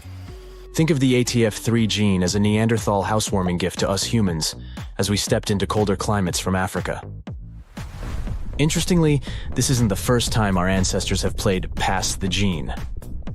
Back in 2021, the same research team uncovered a gene influencing lip shape called TBX15. This gene was a little love note from the Denisovans, another set of our ancient relatives, who lived in Asia and went extinct around 30,000 years ago. Another part of the scientific community believes our Neanderthal buddies had this weird genetic feature when it came to their brains. Is that why they didn't make it?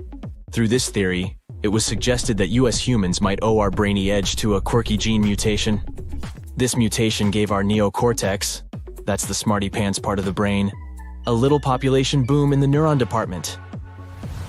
This amazing gene of ours isn't all that different from the Neanderthal version. It's just one amino acid off, just like ordering a coffee with one sugar instead of none. This tiny tweak is found in virtually all modern humans. Meanwhile, our extinct relatives, the Neanderthals, Denisovans, and other primate pals, all missed the mutation memo, at least according to the study. Now, let's not get ahead of ourselves. Just because we have more neurons doesn't necessarily mean we're geniuses by comparison. But these results do suggest that we might have rewired the brain in a way that gave us a cognitive leg up. Also, it's not all about this lone amino acid difference. It's just a piece of the puzzle. Scientists have previously found a whopping 96 differences between our DNA and that of Neanderthals that could have potentially affected our different outcomes as species. Studying Neanderthal DNA also gave us some insight into their relationships. In fact, we now have some solid evidence of what a Neanderthal family looked like. And surprisingly, it's not really that different from ours. For this study, researchers gathered information from a Neanderthal archaeological site located in Asia. They discovered that one particular family included a doting Neanderthal dad, his teen daughter, and a sprightly young lad who was possibly their nephew or cousin. Part of the group was also an older female relative, maybe an aunt or granny. Now, our young damsel would eventually pack her bags, wave a teary goodbye, and leave her papa's home when she found Mr. Right. Had she been a boy like her young cousin, she would have been a happy homebody. But worry not, she wasn't stepping into a world of strangers.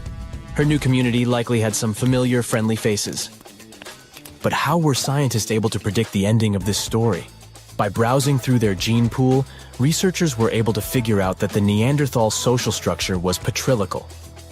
What this means is that most female Neanderthals left their homes when choosing a partner and started a new life with another family.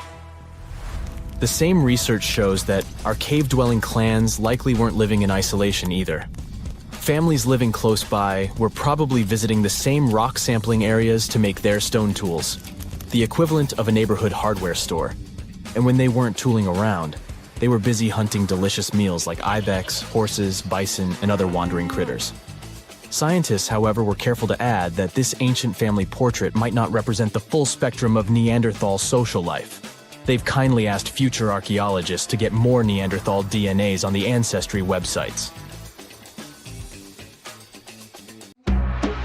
Throughout time, scientists have managed to uncover about 6,000 early human fossils, ranging from skulls to teeth. For some of these fossils, it was a breeze. Researchers could instantly identify them as belonging to, say, the Neanderthals. However, when it came to others, things got a bit trickier. Some fossils just didn't fit into any existing categories. So, what categories of prehistoric humans do we actually know about? Well, up until recently, we recognized 8 different species of early humans. One of these is Homo habilis, which means handyman. You'll recall that Homo is Latin for human. They resembled regular primates, but were pivotal in our evolution. They were the first to create stone tools, which significantly aided their daily activities, such as butchering. Next up, we have Homo rudolfensis. These guys were larger than Homo habilis and boasted bigger brains, but they were still quite distant from modern humans. For example, even though the neurological structure of their brains was becoming more complex, they were probably not capable of using any form of actual spoken language. Then came Homo erectus, the first to walk upright, followed by Homo antecessor, which is considered the last common ancestor of modern humans and Neanderthals, along with a host of other Homo species. Meanwhile, we're still piecing together the story of the enigmatic Denisovans. Our knowledge of Homo naledi is pretty limited too, since it was only discovered in 2013, and it is species number 8. Interestingly, Naledi means star in the Sotho language because they were found in a cave called Rising Star. Scientists were taken aback by them. Everything suggested they were around 2 million years old. But after closer examination and some tests, it turns out that the Naledi species is much younger, between 236 and 335,000 years old. Their hands were adapted to making tools, yet no tools have been found nearby. Long story short, they're a puzzling species, and there's still so much more to learn about them. So even though today we have only one human species on our planet, Homo sapiens, we continue to discover ancient species that are long gone. Now you might wonder why researchers study these extinct species. The truth is, they need this knowledge to piece together the intricate narrative of our prehistoric past. In 2024, a significant discovery emerged, the 9th human species, named Homo giluensis, which translates to large-headed. Researchers suggest that this species hunted wild horses, crafted stone tools, and processed animal hides to survive harsh winters. A researcher from the University of Hawaii noted that the discovery of this potential new species came about while his team was developing a novel method for classifying fossil evidence. Interestingly, one potential representative of Homo giluensis isn't entirely new to science. The Denisovans, first identified in 2010 through DNA analysis of a finger bone found in Siberia, have yet to be classified as a distinct species. Some scientists propose that they may actually belong to this newly identified group. These big-headed individuals could help shed light on the long-standing mysteries surrounding these hominin fossils, which have puzzled researchers due to their mixed characteristics of Homo erectus and Homo sapiens. You see, sometimes it's tough to call a spade when you don't even know what a spade looks like. You get the idea?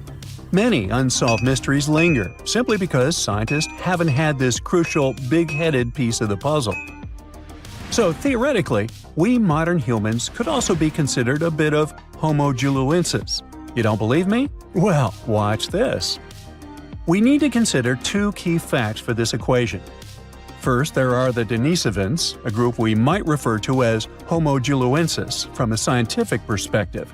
Yeah, this is just a theory proposed by some researchers, but let's roll with it for now and pretend it's a fact. Second, it's important to know that the Denisovans interbred with the ancestors of modern-day Melanesians. These folks inhabit areas ranging from New Guinea to the Fiji Islands and carry between 4 and 6% Denisovan DNA. Now, you might not personally have those genes, unless you've been tested, of course, but the key takeaway here is that there are modern humans today who share genetic links with the Denisovans, or Homo juliensis, or big heads if you prefer. Now, that all sounds pretty plausible. Let's unpack step by step how it happened. Researchers have uncovered this type of ancient human, known as the Denisovans, based on skeletal remains found in Siberia. These ancient humans coexisted and interbred with modern humans, adding yet another layer to our understanding of human evolution. Named after the Siberian caves where their fossils were discovered, the Denisovans are believed to have roamed widely across Eurasia. Evidence indicates that the Denisovans lived alongside Neanderthals and interacted with early Homo sapiens, possibly around 50,000 years ago. A team of scientists successfully sequenced a complete genome from these ancient hominins using nuclear DNA extracted from a finger bone. This discovery reveals that at least 4 distinct human groups existed during the time when anatomically modern humans began migrating out of Africa. Alongside modern humans and Neanderthals, we now have to consider the Denisovans and another small human species from Indonesia, often referred to as the Hobbit, when discussing our evolutionary history. One intriguing question that arises is why Denisovan genes are predominantly found in modern Melanesians, yet absent from other Eurasian populations. Remember that 4 to 6%? One hypothesis suggests that interactions between the Denisovans and early modern humans were limited and brief, especially as humans migrated throughout Southeast Asia into Melanesia. Scientists speculate that only a small number of the Denisovans may have interbred with a larger group of modern humans. This could explain how the Denisovan genes made their way into the gene pool despite the likelihood of infrequent encounters. Anyway, the more scientists dig into our past, the more fascinating things they uncover about our ancestors. Take Neanderthals, for example. Did you know these guys were responsible for creating the very first piece of art ever? I had no idea. But a 2018 study of ancient cave art in Spain revealed what are now considered the oldest known artistic creations. We used to think Neanderthals lacked the cognitive skills needed for art, but it turns out they were actual art pioneers. Not only did they create art, but they also seem to have invented hashtags thousands of years before Chris Messina did it in 2007. Right, I'm kidding, but you'll soon get why I mention hashtags. The artworks found in several caves in Spain include simple hand stencils, a ladder-like drawing, and various other markings. Until recently, these prehistoric pieces were believed to have been made by early humans. But new testing methods suggest they're much older than we thought. Above all, the earliest recognized Neanderthal artwork, which looks like a hashtag, was discovered in Gibraltar back in 2014. To determine the age of these artworks, scientists employed advanced dating techniques using eHarmony and Match.com. Oops, wait a minute, wrong dating techniques. They actually used uranium and thorium radioisotopes instead of the traditional carbon dating. Once the necessary tests were completed, they confirmed the art was approximately 65,000 years old, 15,000 years older than the previously oldest known art from Indonesia. At that time, the only species around were Neanderthals, so it's safe to say they were behind these creations. Modern humans didn't arrive in Spain until about 20,000 years later. Hey, it was a long commute. That rules them out as the hashtag creators. The hand stencil was likely created intentionally, with the artist preparing the pigment and applying it over their hand. Plus, the caves also contain a collection of painted seashells that are an astonishing 115,000 years old. Some of these shells have been drilled, suggesting they might have been used as jewelry. Some specialists argue that the fact Neanderthals created art hints that they might have also had some form of spoken language. So maybe it's time we fully embrace Neanderthals as part of our lineage. They're humans too, just a different branch of our family tree. While these findings are intriguing, some experts remain skeptical about the new dating methods, claiming they're not entirely convinced. Hey, what do you think? Share your thoughts in the comments. Can you imagine that all modern humans came from about 1,000 people? Around 800,000 to 900,000 years ago, almost all of our ancestors disappeared, leaving about 1% of the population behind. So, what the heck happened? The Earth often goes through glacial cycles, things that we call ice ages. Back in the past, they were pretty mild and happened regularly, about every 41,000 years. The ice ages happened because of the Earth's axis. Our planet is slightly tilted at an angle, which is why its axis isn't straight up. Over thousands of years, this tilt has changed a bit. This teeny tiny shift completely changes how much sunlight we receive, especially at the poles, and leads to incredibly strong cold or warm periods. About 2.6 million years ago, when early humans were settling in on Earth, the Pleistocene epoch started. That's the era we traditionally call the Ice Age, the one from the movies. Large ice sheets completely covered parts of North America, Europe, and Asia. It wasn't constant ice everywhere all the time. These glacial cycles came and went, and sometimes ice sheets melted for a while. But overall, things were still much snowier and colder compared to now. We can still see the evidence of this from back in the day. Those glaciers carved out valleys and left behind some awesome things like moraines and fjords. And since sea levels were super low, a huge part of the world was land. This allowed people and animals to travel between continents and spread everywhere. It was the time of the megafauna. You all know about it from the movies. Woolly mammoths, saber-toothed bats, giant ground sloths, and mastodons. Our ancestors had some fun times hunting all those giants. Now, humans didn't come from one lineage. It wasn't like monkeys slowly turned into humans. We also consisted of many species: Homo erectus, Neanderthals, and so on. But only one species, Homo sapiens, survived and turned into modern humans. Harsh conditions forced them to get smarter. They learned how to make tools, clothing, and shelters to survive. They became hunter-gatherers and invented fire, which turned out to be super useful during the Ice Age, you think? But they had no idea what horrible change was coming. Something disastrous happened about 800,000 to 900,000 years ago. Humans faced a drastic population crash. Only 1,280 people survived, give or take. Some 99% of early humans were wiped out, and this tiny 1% was lucky enough to become our ancestors. This almost extinction, unsurprisingly, was the climate's fault. It was the Middle Pleistocene transition. The Earth's orbit around the Sun changed its shape a bit. Carbon levels dropped. A lot of stuff was happening, and the Earth's climate was going wild, becoming incredibly cold and dry. The seas suddenly got chillier, and Africa and Eurasia experienced horrible droughts.